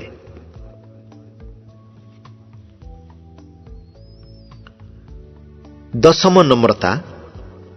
जीशुंक ठारे श्रेष्ठतार मध्य गर्व नथिला। जीशुंकर श्रेष्ठतार मध्य गर्व नथिला। श्रेष्ठ पाइबा पाई चाहू नथिले। श्रेष्ठतार गर्व कौन अटे? यह एक एभली मनोवृत्ति अबा कल्पना अटे जे आम्भे अन्य ठारू श्रेष्ठ। एणु सेमाने आमको समादर करंतु, आमर सेवा करंतु, आमर ही आज्ञाबह होई रहंतु, ଏହା ଏକ ଏଭଳି ବିଚାର ଅଟେ ଯେ ଆମର ଯୁକ୍ତି ଏବଂ ଯୋଜନା ଅନ୍ୟମାନଙ୍କ ଠାରୁ ଉତ୍ତମ ଅଟେ। ଯେଉଁମାନେ ଆମର ଯୁକ୍ତିକୁ ସ୍ୱୀକାର କରନ୍ତି ନାହିଁ କିମ୍ବା ତାଙ୍କୁ ସମାଦର କରନ୍ତି ନାହିଁ, ସେମାନଙ୍କ ଉପରେ ଆମେ କ୍ରୋଧିତ ଏବଂ କ୍ଷୁବ୍ଧ ହୋଇପଡ଼ୁ। ପରନ୍ତୁ ଖ୍ରୀଷ୍ଟ ସେ ସୁନ୍ଦର ଆତ୍ମାକୁ ଦେଖନ୍ତୁ। ଲୁକ 22 ପର୍ବ ଯଦି 27 ପଦ ପଢ଼ିବେ, ମୁଁ ତୁମମାନଙ୍କ ମଧ୍ୟରେ ଜଣେ ସେବକ ପରି ଅଛି। ଗର୍ବ କିମ୍ବା ଶ୍ରେଷ୍ଠତାର ଭାବନାକୁ ଆଧୁନିକ ଶବ୍ଦରେ ଲୋକେ ଦେଖାଣିଆ ବୋଲି କହନ୍ତି। ଖ୍ରୀଷ୍ଟ ବିରୋଧୀ ଦେଖାଣିଆ ସ୍ୱଭାବକୁ ଦେଖନ୍ତୁ। ସେ ଈଶ୍ୱରଙ୍କ ନାମରେ ଖ୍ୟାତ ବା ପୂଜିତ ସମସ୍ତ ବିରୋଧୀ ହୋଇ ନିଜକୁ ସେମାନଙ୍କ ଠାରୁ ଉନ୍ନତ କରେ। ଏପରିକି ଈଶ୍ୱରଙ୍କ ମନ୍ଦିରରେ ବସି ସେ ଆପଣଙ୍କୁ ଈଶ୍ୱର ବୋଲି ଦେଖାଏ, ଯାହା 2 ଥେସଲୋନିକ୍ୟ 2:4 ପଦରେ ଆପଣମାନେ ଦେଖିବେ। ଏହି ପ୍ରକାର ଦେଖିବାକୁ ଗଲେ ଶ୍ରେଷ୍ଠତାର ଗର୍ବ ଜଣେ ବ୍ୟକ୍ତିଙ୍କୁ ଅନ୍ୟମାନଙ୍କ ଅପେକ୍ଷା ଅଧିକ ଉଚ୍ଚ କରେ। ଯେପରି ଲୋକେ ତାଙ୍କୁ ସମାଦର କରିବେ, ତାଙ୍କ ଅଧୀନରେ ରହି କେବଳ ତାଙ୍କର ପୂଜା କରିବେ। ଆମେ ଚାହୁଁ ଯେ ଲୋକେ ଆମକୁ ଅତି ଚତୁର, ମହାନ, ଧନୀ, ଜ୍ଞାନୀ ଓ ବଳବାନ ବୋଲି ଜାଣନ୍ତୁ। ଆମେ ଆଗ୍ରହ କରୁ ଆମର ପୋଷାକ, ଚାଲିଚଳନ, ବ୍ୟବହାର, କଥାବାର୍ତ୍ତା ଇତ୍ୟାଦି ଆମର ମହାନତାକୁ ପ୍ରଦର୍ଶନ କରୁ। କେତେକ ସାଧୁମାନେ ଏଭଳି ଭାବନ୍ତି ଯେ ରାଜା ସଲୋମନଙ୍କର ସମସ୍ତ ସମସ୍ୟା ମଧ୍ୟରୁ ଏହା ଏକ ସମସ୍ୟା ଥିଲା। ତାହାଙ୍କର ଦେଖାଣିଆ ଭାବ ଉପରେ ଧ୍ୟାନ ଦିଅନ୍ତୁ। ମୁଁ ଆପଣା ନିମନ୍ତେ ମହତ କର୍ମ କଲି, ମୁଁ ଗୃହମାନ ନିର୍ମାଣ କଲି, ମୁଁ ଅନେକ ଦ୍ରାକ୍ଷା କ୍ଷେତ୍ର ପ୍ରସ୍ତୁତି କଲି, ମୁଁ ଆପଣା ନିମନ୍ତେ ଉଦ୍ୟାନ ଉପବନ ପ୍ରସ୍ତୁତ କଲି, ତନ୍ମଧ୍ୟରେ ସର୍ବପ୍ରକାର ଫଳ ବୃକ୍ଷ ରୋପଣ କଲି, ମୁଁ ବୃକ୍ଷର ଚାରା ଉତ୍ପାଦନ ବନରେ ଜଳସେଚନ ପୁଣି ପୁଷ୍କର ମାନେ ଖୋଳାଇଲି, ମୁଁ ଦାସ ଦାସୀ ଗ୍ରହଣ କ୍ରୟ କଲି, ମୋହର ଗୃହଜାତ ଦାସଗଣ ଥିଲେ, ଆହୁରି ମୋ ପୂର୍ବେ ଜେରୁସାଲାମସ୍ଥ ସମସ୍ତ ଅପେକ୍ଷା ମୋହର ଗୋମାସାଦି ପଶୁପଲ ମଧ୍ୟ ଅଧିକ ଥିଲେ, ମୁଁ ରୂପା ଓ ସୁନା ପୁଣି ନାନା ରାଜାର ଓ ନାନା ପ୍ରଦେଶର ବିଶେଷ ସମ୍ପତ୍ତି ସନ୍ତାନଗଣ ତୁସ୍ର କାରଣେ ଅନେକ ଉପପତ୍ନୀ ପାଇଲି। ଏହି ରୂପେ ମୋ ପୂର୍ବେ ଜେରୁସାଲାମରେ ଯେଉଁମାନେ ଥିଲେ ସେ ସମସ୍ତଙ୍କ ଅପେକ୍ଷା ମହାନ ଓ ବଧିଷ୍ଠ ହେଲି, ଯାହା ଉପଦେଶକ 2:4 ପଦ ଠାରୁ 9 ପଦ ପର୍ଯ୍ୟନ୍ତ ଆପଣ ପଢ଼ିଲେ ଜାଣିପାରିବେ। ଯଦି ବୋଧ ହୁଏ ସାରା ସଂସାରରେ ଏପର୍ଯ୍ୟନ୍ତ ଦେଖାଣିଆ ଲୋକଙ୍କ ମଧ୍ୟରେ ସର୍ବୋତ୍ତମ ଥିଲେ ସେ, ଶେଷରେ ସେହି ବ୍ୟକ୍ତିଙ୍କର କ'ଣ ହେଲା? ଉପଦେଶକ 2 ପର୍ବ 11 ପଦ ଯଦି ଦେଖିବେ, ତ ମୋର ହସ୍ତ ଯେ ସମସ୍ତ କାର୍ଯ୍ୟ କରିଥିଲା ଓ ଯେ ପରିଶ୍ରମରେ ମୁଁ ପରିଶାନ୍ତ ହୋଇଥିଲି, ତହିଁ ପ୍ରତି ମୁଁ ଦୃଷ୍ଟିପାତ କଲି, ଆଉ ଦେଖେ ସବୁ ଅସାର ଓ ବାୟୁର ପାଶ୍ଚାତ ଭାନ ମାତ୍ର, ପୁଣି ସୂର୍ଯ୍ୟ ତଳେ କୌଣସି ଲାଭ ନଥିଲା। କେତେକ ସାଧୁମାନେ ଏପରି ଭାବନ୍ତି ଯେ ସଲୋମନଙ୍କର ଆପଣା ଜୀବନର ଅନ୍ତିମ ସମୟରେ ମାନସିକ ଅଧପତନ ଘଟିଥିବ, ଏଣୁ ଜଣେ ପାଗଳ ପରି ଅସାର ଅସାର ଅସାର ଅସାର ବୋଲି କହି ବାଚାସ କରିବାକୁ ଲାଗିଲେ। ଆହା, ଯେଉଁ ବ୍ୟକ୍ତିଙ୍କ ପାଖରେ ଦେଖାଇବା ପାଇଁ ଏତେ ସୌନ୍ଦର୍ଯ୍ୟଶାଳୀ ବସ୍ତୁ ଥିଲା, ତାଙ୍କର ଅନ୍ତିମ ପର୍ଯ୍ୟାୟ କେତେ ଭୟଙ୍କର ହେଲା। ଈଶ୍ୱରଙ୍କର ବହୁମୂଲ୍ୟ ସନ୍ତାନ, ଆସନ୍ତୁ ଏକ ମୁହୂର୍ତ୍ତ ନିଜକୁ ପରୀକ୍ଷା କରି ଦେଖୁ କି ଆମେ କ'ଣ ସେହି ଶ୍ରେଷ୍ଠତାର ଗର୍ବ ବଶୀଭୂତ ଅଟୁ? ଏହା ଏକ ଶକ୍ତିଶାଳୀ ନିଶାଦ୍ରବ୍ୟ ଅଟେ। ଯେତେ ଅଧିକ ଏହାକୁ ସେବନ କରିବେ, ସେତେ ଯେପରି ତାଙ୍କ ପ୍ରତି ଅତୁର ହେବେ। ଯେ ପର୍ଯ୍ୟନ୍ତ ତାଙ୍କ ଆପଣାକୁ ଅଚେତନା ଅଥବା ପାଗଳ ନ କରି ଦେଇଛି। ସ୍ମରଣ ରଖୁ ଯେ ସଲୋମନଙ୍କର ଜ୍ଞାନ ତାଙ୍କର ଦେଖାଣିଆପଣ ହେତୁ ମୂର୍ଖତାରେ ବଦଳିଗଲା। ଶେଷରେ ସେ ମାନି ନେଲେ ଯେ ଅନନ୍ତର ମୁଁ ଜ୍ଞାନ, ଉନ୍ମତ୍ତତା ଓ ଅଜ୍ଞାନତା ଦେଖି ପ୍ରଭୁତ ହେଲି, ଯାହା ଉପଦେଶକ 2 ପର୍ବ 12ରେ ଲେଖାଯାଏ। ଇତିହାସରୁ ମଧ୍ୟ ଆମେ ଶିକ୍ଷା କରିଥାଉ କି ଯେଉଁମାନଙ୍କ ପାଖରେ ଶ୍ରେଷ୍ଠତାର ଗର୍ବ ଥିଲା, ଶେଷରେ ସେମାନେ ପାଗଳ ଅଥବା ମାନସିକ ବ୍ୟାଧିର ଶିକାର ହେଲେ। ପ୍ରଭୁ ଆମକୁ ଅନୁଗ୍ରହ ଦିଅନ୍ତୁ ଯେପରି ଆମେ ଏହି ପ୍ରକାର ସମସ୍ତ ଗର୍ବକୁ ଦୂର କରି କେବଳ ପ୍ରଭୁଙ୍କ ଠାରେ ଦର୍ପ କରୁ। ଏଭଳି ସାଧୁମାନଙ୍କର ଅନ୍ତ ନିଶ୍ଚୟ ମହିମାମୟ ହେବ।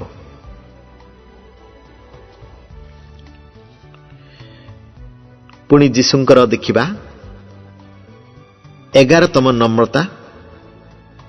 ଆମ ପ୍ରଭୁଙ୍କର ଶିକ୍ଷାର ମଧ୍ୟ ଗର୍ବ ନଥିଲା। ଆମ ପ୍ରଭୁଙ୍କର ଶିକ୍ଷାର ମଧ୍ୟ ଗର୍ବ ନଥିଲା। ଯୀଶୁ କେବେ ମଧ୍ୟ ବିଦ୍ୟାଳୟକୁ ଯାଇନଥିଲେ, ଯାହା ଜହନ 7 ପର୍ବ 15 ପଦରେ ଲେଖାଯାଏ। ଇଏ ପାଠଶାଳାକୁ ନ ଯାଇ କିପରି ପଣ୍ଡିତ ହେଲା? ଶିକ୍ଷା ଲାଭ କରିବାରେ କୌଣସି ଦୋଷ ନାହିଁ। ପ୍ରକୃତରେ ଏହା କେତେକ କ୍ଷେତ୍ରରେ ଆଶୀର୍ବାଦ ଅଟେ।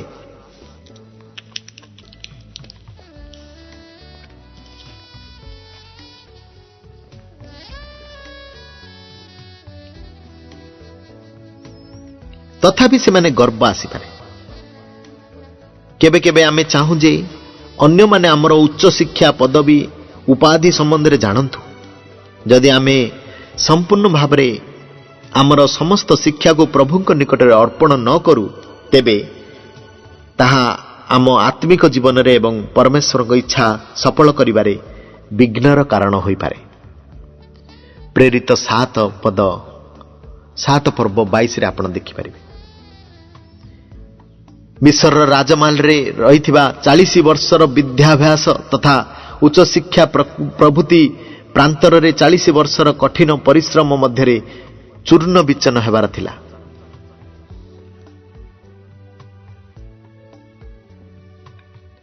ଏହା ଏକ ନିରାଟ ସତ୍ୟ ଯେ ଚରିତ୍ର ବିନା ଜ୍ଞାନ ଅତି ବିପଦଜନକ। ସେଥିପାଇଁ ପ୍ରଭୁଙ୍କ ବାକ୍ୟରେ ଠିକ୍ ରୂପେ ଲେଖାଯାଏ ଯେ ସଦ୍ଗୁଣ ସହିତ ଜ୍ଞାନ ଯୋଗ କର, ଯାହା ଦ୍ୱିତୀୟ ପିତର 1 ପର୍ବ 5 ପଦରେ ଲେଖାଯାଏ। ସାଂସାରିକ କ୍ଷେତ୍ରରେ ଆପଣଙ୍କର ଶିକ୍ଷାର ସ୍ତର ଓ ଆପଣଙ୍କ ଚରିତ୍ରର ସ୍ତର ସମ୍ପୂର୍ଣ୍ଣ ଭାବରେ ସମାନ ହେବା ଉଚିତ, ନଚେତ ଆପଣ ଜଣେ ଶିକ୍ଷିତ ମୂର୍ଖ ପାଲଟିଯିବେ। ଆମର ବିଦ୍ୟାଳୟ ମହାବିଦ୍ୟାଳୟରେ ଏକ ମହାନ ସମସ୍ୟା ଅଟେ।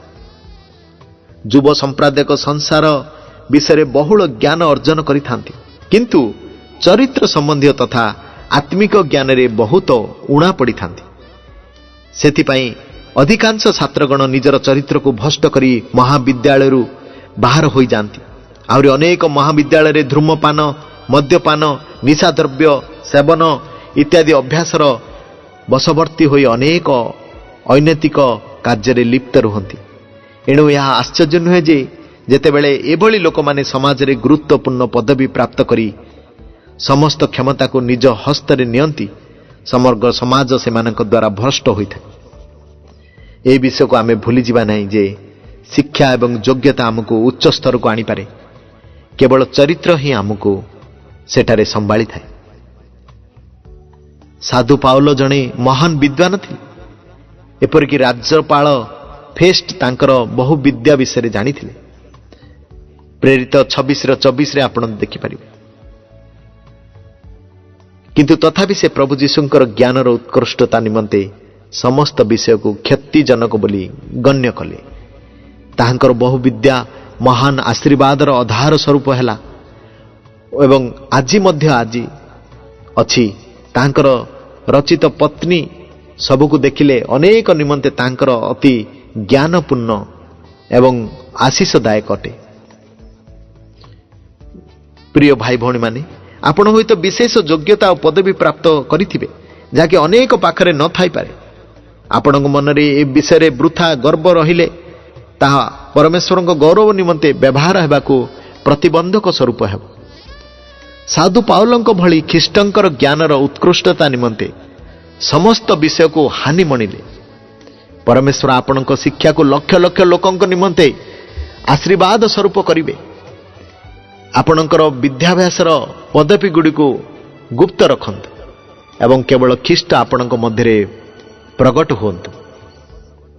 ଆସନ୍ତୁ ଆମେମାନେ ଆପଣାର ସମସ୍ତ ବିଦ୍ୟା ହାସଲକୁ, ସମସ୍ତ ଲକ୍ଷ୍ୟ ଏବଂ ସମସ୍ତ ପ୍ରମାଣପତ୍ରକୁ ପ୍ରଭୁଙ୍କ ଚରଣ ତଳେ ସମର୍ପିତ କରୁ।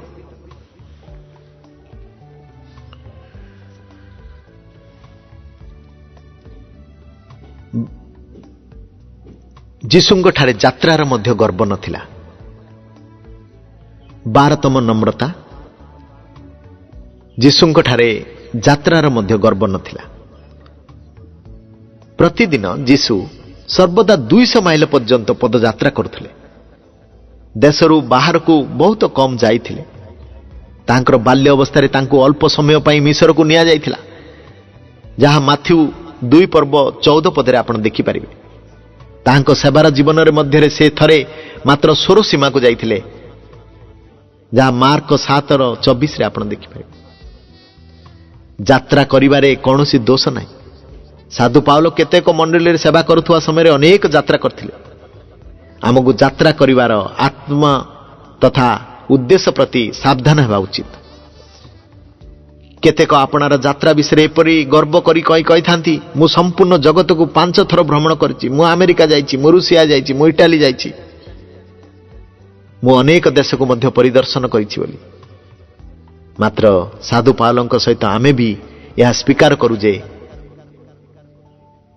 ଗାଲାତୀୟ 6:14 ସାଧୁ ପାଉଲଙ୍କ ସହିତ ଆମେ ବି ଏହା ସ୍ୱୀକାର କରୁ ଯେ କିନ୍ତୁ ଆମମାନଙ୍କର ପ୍ରଭୁ ଯୀଶୁଖ୍ରୀଷ୍ଟଙ୍କର କୃଷଙ୍କ ବ୍ୟତୀତ ଆଉ କୌଣସିରେ ଦର୍ପ କରିବା ମୋ ଠାରୁ ଦୂରେ ଥାଉ, ମୋର ଯାତ୍ରା ସେଠେ ଶେଷ ହଉ।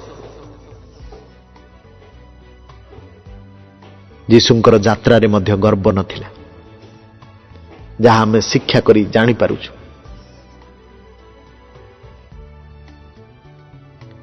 ପୁଣି 13ତମ ନମ୍ରତା, ଯୀଶୁଙ୍କର ଜାତିଗତ ଗର୍ବ ନଥିଲା।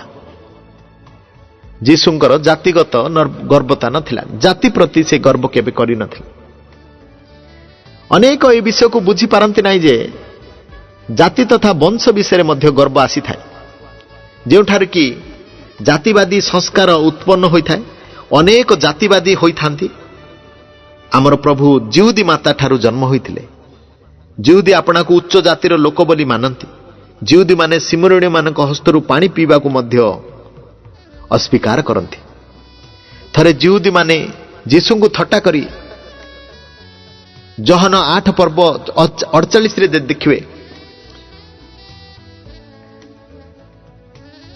ତୁ କଣ ସେ ସିମରିଣୀୟ ବୋଲି କହିଲେ, କିନ୍ତୁ ଯୀଶୁ ନିରବ ରହିଲେ। ଜାତିଗତ ଭେଦଭାବ ଭାଷା, ଚର୍ମର ରଙ୍ଗ, ଗୋଷ୍ଠୀ, ସଂସ୍କୃତି ଅଥବା ଦେଶ ସହିତ ରହିଥାଏ। ବର୍ତ୍ତମାନ ସମୟରେ ଅନେକ ଦେଶଗୁଡ଼ିକ ମଧ୍ୟରେ ପରସ୍ପର ଯୁଦ୍ଧ ଲାଗି ରହୁଛି ଏବଂ ଜାତିଗତ ଭେଦଭାବ ଯୋଗୁଁ ହଜାର ହଜାର ଲୋକ ନିହତ ହେଉଛନ୍ତି। ବଂଶ ସମ୍ବନ୍ଧୀୟ ଗର୍ବ ହେତୁ ସୃଷ୍ଟ ହେଉଥିବା ଶତ୍ରୁତା ଓ ଉତ୍ତେଜନା ହେତୁ କୌଣସି ଦେଶରେ କିଛି ହେଲେ ବି ଶାନ୍ତି ନାହିଁ। ଦୁଃଖର ବିଷୟ ଏହି ଯେ କେତେକ ଖ୍ରୀଷ୍ଟିଆନ ମାନେ ମଧ୍ୟ ଭାଷା ଓ ଜାତିଭେଦ ହେତୁ ବିଭାଜିତ ହୋଇଅଛନ୍ତି। ମନୁଷ୍ୟକୁ ଏକତାରେ ରଖିବା ହିଁ ପରମେଶ୍ୱରଙ୍କର ଯୋଜନା ଅଟେ। କାରଣ ଆମର ଗୃହ ସର୍ବଗୋଷ୍ଠୀୟ ଲୋକମାନଙ୍କର ପ୍ରାର୍ଥନା ଗୃହ ବୋଲି ବିଖ୍ୟାତ ହେବ, ଯାହା ଜିସାୟ 56:7 ଆପଣ ଦେଖୁଛନ୍ତି। ଭାଷାଗତ ଆତ୍ମା ହେଉ ବା ଜାତିଗତ ଆତ୍ମା ହେଉ କିମ୍ବା ଗୋଷ୍ଠୀଗତ ଆତ୍ମା ହେଉ, ଏହା ଏକ ଭୟଙ୍କର ଶୈତାନ ଅଟେ, ଯାହାକି ଆତ୍ମିକ, ଶାରୀରିକ ଓ ମାନସିକ ପ୍ରତ୍ୟେକ କ୍ଷେତ୍ରରେ ମନୁଷ୍ୟ ମଧ୍ୟରେ ବିଭାଜନ ସୃଷ୍ଟି କରି ତାକୁ ସଂହାର କରିବାର ଅପେକ୍ଷା ରହିଥାଏ। ଆମେମାନେ ଏଇଭଳି ମନ୍ଦ ଆତ୍ମାମାନଙ୍କୁ ଚିହ୍ନି ଯୀଶୁଙ୍କ ନାମରେ ତାଙ୍କୁ ଦୂର କରିବା ଆବଶ୍ୟକ, ଯେପରି କ୍ରୁଶର ପାଦ ଦେଶରେ ଆମେ ଏହା ହୋଇଯିବା। ପରମେଶ୍ୱରଙ୍କ ପ୍ରିୟ ସନ୍ତାନମାନେ, ମୋର ଭାଇ ଭଉଣୀମାନେ, ଆପଣଙ୍କ ଠାରେ କ'ଣ ଜାତିଗତ ବା ବର୍ଣ୍ଣଭେଦ ଭେଦଭାବ ରହିଛି କି? ଯଦି ପରମେଶ୍ୱର ଆମକୁ ଦଣ୍ଡିତ କରିନାହାନ୍ତି, ତାହେଲେ ଏହା ହେଉଛି ଆମର ଅସୀମ କରୁଣା। ପରମେଶ୍ୱର ମନୁଷ୍ୟକୁ ଧୂଳିରୁ ନିର୍ମାଣ କଲେ ଏବଂ ସେ ପୁନର୍ବାର ଧୂଳିରେ ମିଶିଯିବ। ଭାଷା, ଜାତି ଏବଂ ରଙ୍ଗର ପ୍ରଭେଦ ଜାଣିବାକୁ ଧୂଳିର କ'ଣ ଅଧିକାର ଅଛି? ଗୀତ ସଙ୍ଗୀତ ଯଦି 103:14 ପଢ଼ିବେ, ଆମେମାନେ ଯେ ଧୂଳି ମାତ୍ର, ସେ ଏହା ସ୍ମରଣ କରନ୍ତି।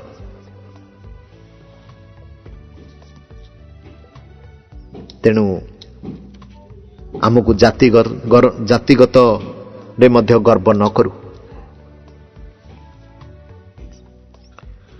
14 ନମ୍ରତା, ଯୀଶୁଙ୍କର ବାକ୍ ଶକ୍ତିର ଗର୍ବ ନଥିଲା। ଯୀଶୁଙ୍କର ବାକ୍ ଶକ୍ତିର ଗର୍ବ ନଥିଲା। କେତେକ ଲୋକ ଏଭଳି ଭାବନ୍ତି ଯେ ସେମାନେ ଅନ୍ୟମାନଙ୍କ ଠାରୁ ଭଲ କହିପାରନ୍ତି। ଯୀଶୁଙ୍କ ଠାରେ ଏ ପ୍ରକାର ଗର୍ବ ନଥିଲା।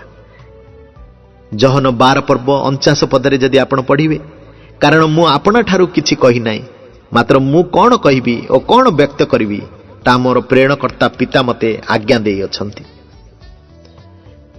କେତେକ ବରଦାନ ପ୍ରାପ୍ତ ପ୍ରଭାବଶାଳୀ ପ୍ରଚାରକ ମଧ୍ୟ ଥାନ୍ତି, କିନ୍ତୁ ଯେତେ ଅଧିକ ଆମେ ବରଦାନ ପାଇଥିବୁ, ସେତେ ଅଧିକ ଈଶ୍ୱରଙ୍କୁ ଗୌରବ ଦେବା, ନମ୍ର ହେବା ଉଚିତ। ନଚେତ୍ ପ୍ରଚାରକଙ୍କର ଗର୍ବର ଫାନ୍ଦରେ ପଡ଼ିଯିବା। ଆଉ କେତେ ଲୋକଙ୍କୁ ଭାଷଣ ଦେବା ନିମନ୍ତେ କିମ୍ବା ଗୀତ ଗାନ କରିବା ନିମନ୍ତେ ଏକ ବିଶେଷ କଣ୍ଠ ପ୍ରଦତ୍ତ ହୋଇଥାଏ। ଯଦି ଆପଣମାନେ ପ୍ରେରିତ 12:22 ଦେଖିବେ, ରାଜା ହରଦଙ୍କର ସ୍ୱର ଅତି ଅଦ୍ଭୁତ ଥିଲା। ସେଥିରେ ଲୋକମାନେ ପାଟି କରି କହିବାକୁ ଲାଗିଲେ, ଏ ତ ଦେବତାଙ୍କର ସ୍ୱର, ମନୁଷ୍ୟର ସ୍ୱର ନୁହେଁ। କିନ୍ତୁ ସେ କୀଟ ଦ୍ୱାରା ଭକିତ ହୋଇ ପ୍ରାଣ ତ୍ୟାଗ କଲେ। ଏହା ଅତି ଦୁଃଖର ବିଷୟ ଯେ ଆମେ ଧ୍ୟାନର ସହିତ ଦେଖିବାକୁ ଗଲେ ଦାନପ୍ରାପ୍ତ ହୋଇଥିବା ଅନେକ ଗାୟକ ଗାୟିକା ଗର୍ବ ହେତୁ ଆପଣା ଆତ୍ମିକ ଜୀବନକୁ ନଷ୍ଟ କରିଥାନ୍ତି। ପ୍ରେରିତ 7 ପର୍ବ 22ରେ ଆପଣ ଦେଖିବେ, ମିଶରର ରାଜପ୍ରସାଦରେ ଥିବା ସମୟରେ ମୋଶା ବାକ୍ୟରେ ସାମର୍ଥ୍ୟ ହୋଇଥିଲେ। ଅନ୍ୟ ଅନୁବାଦରେ ଲେଖାଯାଏ ଯେ ସେ ପ୍ରଭାବଶାଳୀ ବ୍ୟକ୍ତ ହୋଇଥିଲେ। କିନ୍ତୁ ଏହା ଅତି ଆଶ୍ଚର୍ଯ୍ୟ ଯେ ସେ ଯେତେବେଳେ ପ୍ରଭାବଶାଳୀ ବ୍ୟକ୍ତ ଥିଲେ ସେତେବେଳେ ପରମେଶ୍ୱର ତାଙ୍କୁ ପ୍ରୟୋଗ କରିପାରିଲେ ନାହିଁ। ପ୍ରାନ୍ତରରେ 40 ବର୍ଷ ପର୍ଯ୍ୟନ୍ତ ମେଷପଲଗୁଡ଼ିକୁ ଚରାଇ ସେ ତାଙ୍କର ବାକ୍ପଟୁତା ହରାଇଥିଲେ ଏବଂ ଜଡ଼ଜୀର୍ଣ୍ଣ ହୋଇଗଲେ। ଆପଣାର ସାମର୍ଥ୍ୟ ବାକ୍ଶକ୍ତି ହରାଇଲା ପରେ ପରମେଶ୍ୱର ତାଙ୍କୁ ଫାର ନିକଟକୁ ଅଗ୍ନିମୟ ସମ୍ବାଦ ଦେଇ ପ୍ରେରଣ କଲେ, ଆମ୍ଭର ଲୋକମାନଙ୍କୁ ଆମ୍ଭର ସେବା କରିବାକୁ ଛାଡ଼ିଦିଅ। ମୋଶା ଯେତେବେଳେ ସାମର୍ଥ୍ୟ ବକ୍ତା ଥିଲେ ସେ ସମୟରେ ଯଦି ପରମେଶ୍ୱର ତାଙ୍କୁ ଫାରଙ୍କ ନିକଟକୁ ପଠାଇଥାନ୍ତେ ତେବେ କ'ଣ ହୋଇଥାନ୍ତା? ଆପଣ କ'ଣ ତାହା କଳ୍ପନା କରିପାରୁଛନ୍ତି କି? ସେ ହୁଏତ ତାଙ୍କର ନିଜର ବୁଦ୍ଧିକୁ ପ୍ରୟୋଗ କରି ଦାସର ପ୍ରଥା, ତୁଷ୍କରିଣମ ଓ ସ୍ୱାଧୀନତାର ମହିମା ବିଷୟରେ ଲମ୍ବା ଭାଷଣ ଦେଇଥାନ୍ତେ। ତାହା ଫାରଙ୍କ ଉପରେ କୌଣସି ପ୍ରଭାବ ପକାଇ ନଥାନ୍ତା। କିନ୍ତୁ ମୋଶା ବର୍ତ୍ତମାନ ଜଡ଼ଜୀର୍ଣ୍ଣ ଅବସ୍ଥାରେ ମଧ୍ୟ ପ୍ରଭୁ ତାଙ୍କର ମୁଖରେ ଯେତିକି ବାକ୍ୟ ଦେଲେ ତାହା ସେ ଫାରଙ୍କୁ ଶୁଣାଇଲେ, ଆମର ଲୋକମାନଙ୍କୁ ଆମର ସେବା କରିବାକୁ ଛାଡ଼ିଦିଅ। ଏ ଶବ୍ଦଗୁଡ଼ିକ ଶେଷରେ ଈଶ୍ୱରଙ୍କ ସେବା ନିମନ୍ତେ ଥିବାର ଉଦ୍ଦେଶ୍ୟକୁ ସଫଳ କରିପାରିଲା। ପରମେଶ୍ୱରଙ୍କ ପ୍ରିୟ ସନ୍ତାନ, ହୁଏତ ଆପଣଙ୍କୁ ଗୀତ ଗାଇବା ପାଇଁ ବା ଭାଷଣ ଦେବା ପାଇଁ କଣ୍ଠର ଦାନ ଦିଆଯାଇଥିବ, କିନ୍ତୁ ସ୍ମରଣ ରଖନ୍ତୁ ଯେ ମହାନ ନମ୍ରତାକୁ ପ୍ରାପ୍ତ କରିବା ନିମନ୍ତେ ଆପଣଙ୍କୁ ପରମେଶ୍ୱର ନିକଟରେ କନ୍ଦନ କରିବାକୁ ପଡ଼ିବ। ନଚେତ ଆପଣ ଦାନ ଆପଣଙ୍କର ଆତ୍ମାର କବର ହୋଇପାରେ।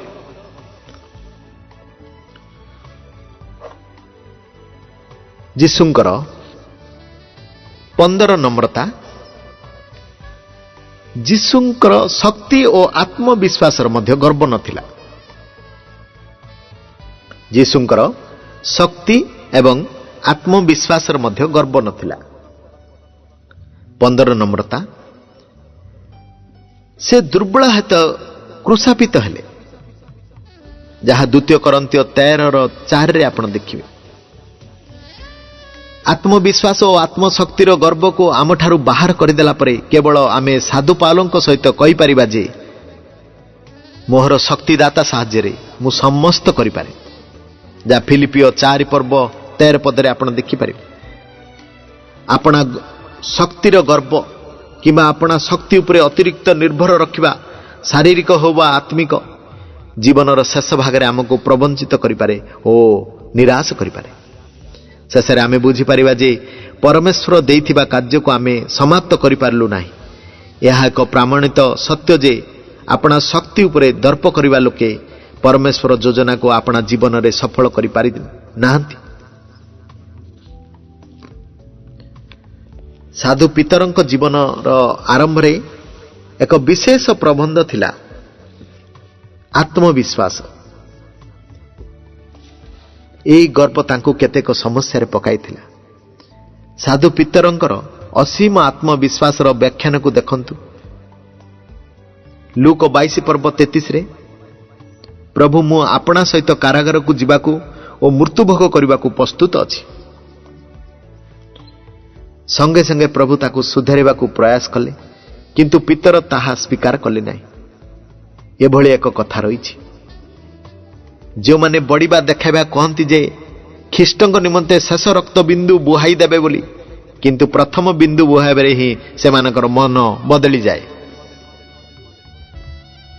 ଗୀତ ସଂଗୀତା 119:35ରେ ଦେଖିବେ, ଏହାର ବିପରୀତରେ ଗୀତ ରଚକ ପ୍ରାର୍ଥନାକୁ ଦେଖୁ, ତୁମ ଆଜ୍ଞା ପଥରେ ମୋତେ ଗମନ କରାଅ। ପିତରଙ୍କର ଭୁଲକୁ ଆମେ ମଧ୍ୟ ଆମ ଜୀବନରେ କରିଥାଉ। ଯେତେବେଳେ ସେ ପ୍ରଭୁଙ୍କୁ କହିଲେ ମୁଁ ଯିବା ପାଇଁ ପ୍ରସ୍ତୁତ ଅଛି, ସେ ତାହା ମିଥ୍ୟା କହିନଥିଲେ। ସେ ପ୍ରକୃତରେ ଯୀଶୁଙ୍କ ସହିତ ଯିବା ପାଇଁ ଏବଂ ଯୀଶୁଙ୍କ ନିମନ୍ତେ ମରିବାକୁ ଚାହୁଁଥିଲେ। ତାହେଲେ ତାଙ୍କର ସମସ୍ୟା କ'ଣ ଥିଲା? ପିତର ଯୀଶୁଙ୍କ ଅନୁଗମନ କରିବାର ଇଚ୍ଛାକୁ ଅନୁଗମନର କାର୍ଯ୍ୟଶକ୍ତି ଅର୍ଥାତ୍ ସମ ସକ୍ଷମତା ଉପରେ ନିର୍ଭର କରିଥିଲେ। ଇଚ୍ଛା ଏବଂ କାର୍ଯ୍ୟଶକ୍ତି ଏକ ନୁହନ୍ତି। ଆମେ ଯୀଶୁଙ୍କ ଅନୁଗମନ କରିବା କି ଅବା ଯୀଶୁଙ୍କ ନିମନ୍ତେ କିଛି କରିବାକୁ ଇଚ୍ଛୁକ କାର୍ଯ୍ୟଶକ୍ତି ବୋଲି ଭାବିବା ଉଚିତ ନୁହେଁ।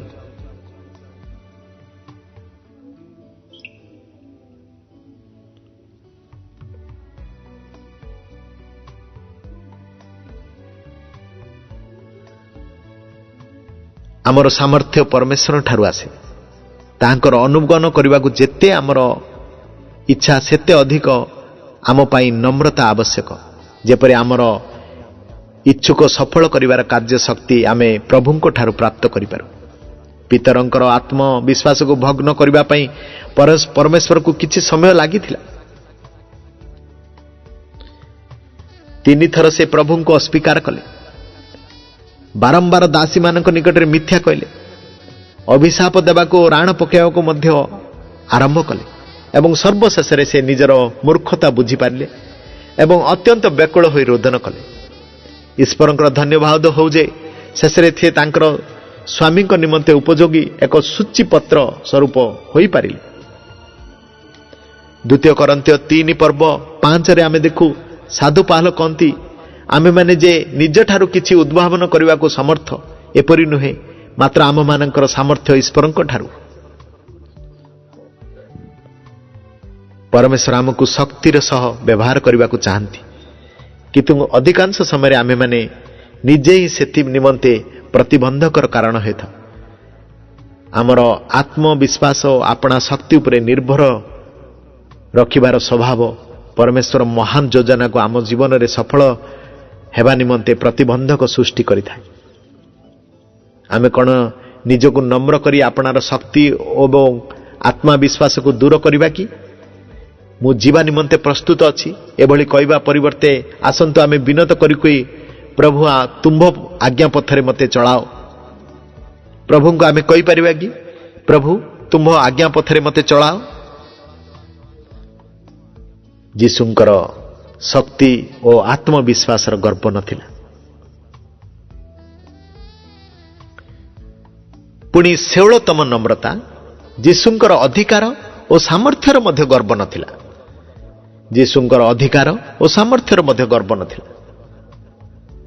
ସ୍ୱର୍ଗ ଓ ପୃଥିବୀର ସମସ୍ତ ଅଧିକାର ଯୀଶୁଙ୍କର ଥିଲା। ମୃତ୍ୟୁ ଓ ନରକ ଉପରେ ମଧ୍ୟ ତାଙ୍କର ଅଧିକାର ଥିଲା। ସମସ୍ତ ସାମର୍ଥ୍ୟ ଓ ଅଧିକାର ସହିତ ତାଙ୍କର ପାଖରେ ନମ୍ର ଆତ୍ମା ମଧ୍ୟ ଥିଲା, ଯାହା ଯୋହନ 5 ପର୍ବ 30ରେ ଆପଣ ଦେଖିବେ, ମୁଁ ଆପଣଠାରୁ କିଛି କରିପାରେ ନାହିଁ।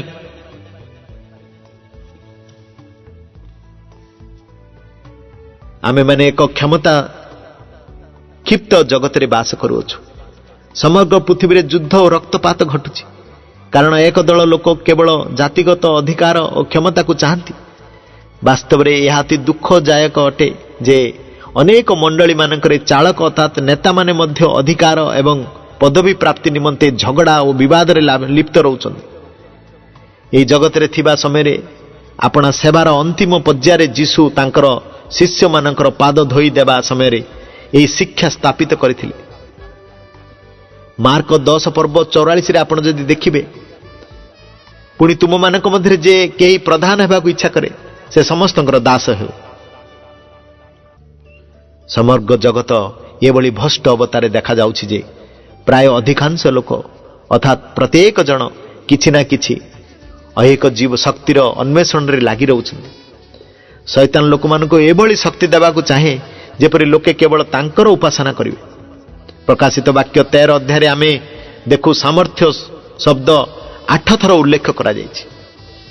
ପଶୁ କିଏ ବା ଶୈତାନର ଘୃଣିତ ଉଦ୍ଦେଶ୍ୟକୁ ସଫଳ କରିବା ନିମନ୍ତେ ସେମାନଙ୍କୁ ନାସ୍ତି ସୂଚକ କ୍ଷମତା ଦତ୍ତ ହୋଇଅଛି। ଅଧିକାଂଶ ରାଜନୈତିକ ନେତା ଓ ଧର୍ମଗତ ନେତାଗଣ ଅଧିକାର ଉନ୍ମୁକ୍ତ ଅଟନ୍ତି। ଏଭଳି ଏକ ପ୍ରବାଦ ଅଛି। ସାମର୍ଥ୍ୟ ଭଷ୍ଟ କରେ ଯେ ଓ ସମ୍ପୂର୍ଣ୍ଣ ସାମର୍ଥ୍ୟ ସମ୍ପୂର୍ଣ୍ଣ ଭାବରେ ଭଷ୍ଟ କରିଥାଏ। କିନ୍ତୁ ଏଭଳି କେତେକ ଉଦର ନେତାମାନେ ଅଛନ୍ତି ଯେଉଁମାନେ କି ଆପଣା ସାମର୍ଥ୍ୟ ଓ ଅଧିକାର ଅନ୍ୟମାନଙ୍କ ନିମନ୍ତେ ତ୍ୟାଗ କରି ସମସ୍ତ ସମ୍ମୁଖରେ ଉତ୍ତମ ଆଦର୍ଶ ଦେଖାଇଅଛନ୍ତି। जिरिमिय 45 पर्व 5 पदरे जदि देखिबे, तुमे कि आपण महत्व विषय चेष्टा करुछ, ता चेष्टा कर नहीं। कारण सदाप्रभु कहती, देख आमे समग्र पानी उपरे अमंगल घटाइबा। प्रियर भाई और भणी माने, होई पारे परमेश्वर आपण को आपणार कार्य क्षेत्र रे, समाज रे अथवा आत्मिक जगत रे उत्तम स्थान रे रखी थिबे। परमेश्वर देइथिबा अधिकार और सामर्थ्य को अपव्यवहार करंतु नहीं, किबा निंदाकारी होंतु नहीं, किंतु दीनतार सहित ख्रीष्टंकर कोमल और नम्र स्वभाव को प्रकट करने पाई आपना सामर्थ्य और पदवी को उपयोग करंतु। स्मरण रखु कि मृत्यु समय आपणकर अधिकार और सामर्थ्य आपण संगे जीव नहीं, किंतु आपणकर स्वभाव जीव।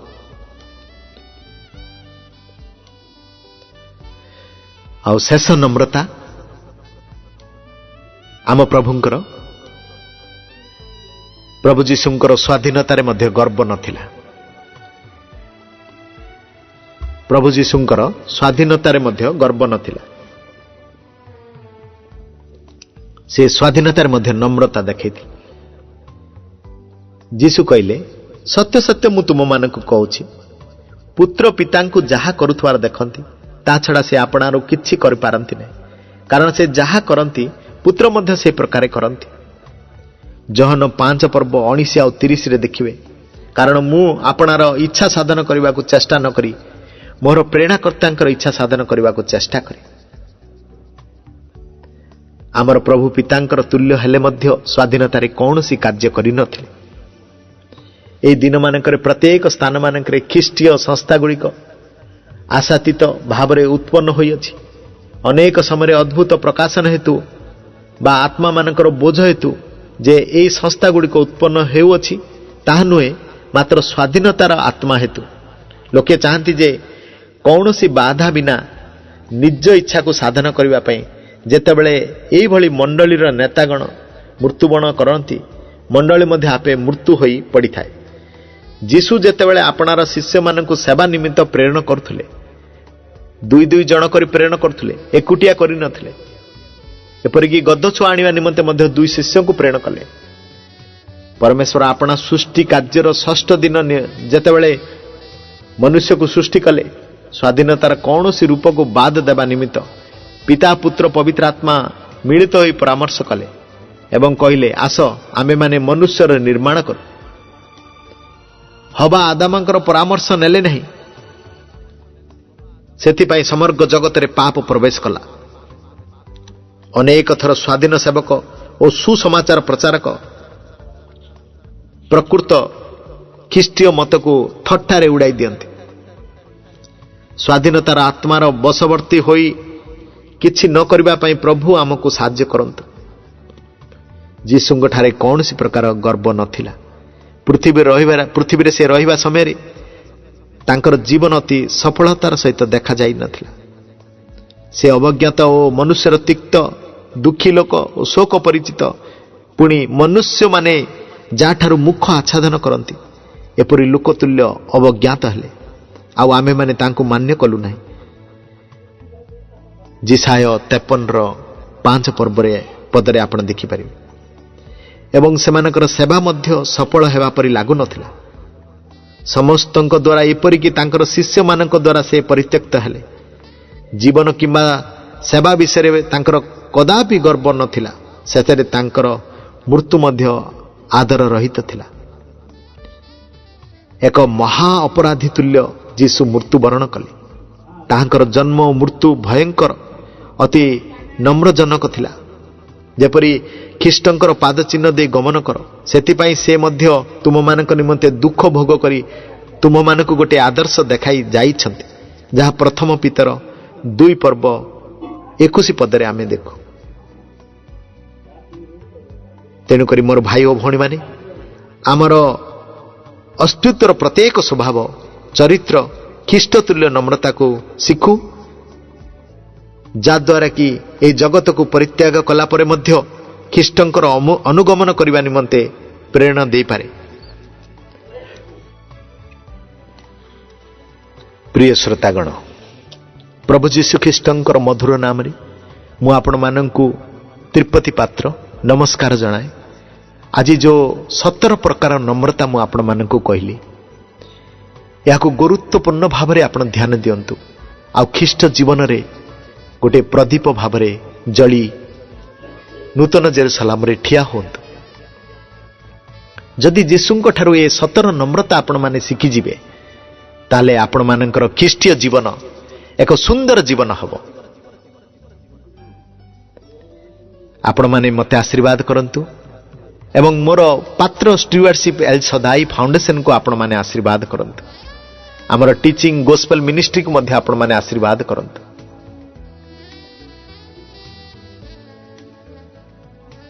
हे आम मानकर स्वर्गस्थ पिता, तुम नाम पवित्र बोली मान्य हो, तुम राज्य आसु जेपरी स्वर्ग रे सेपरी पृथ्वी रे तुमर इच्छा सफल हो।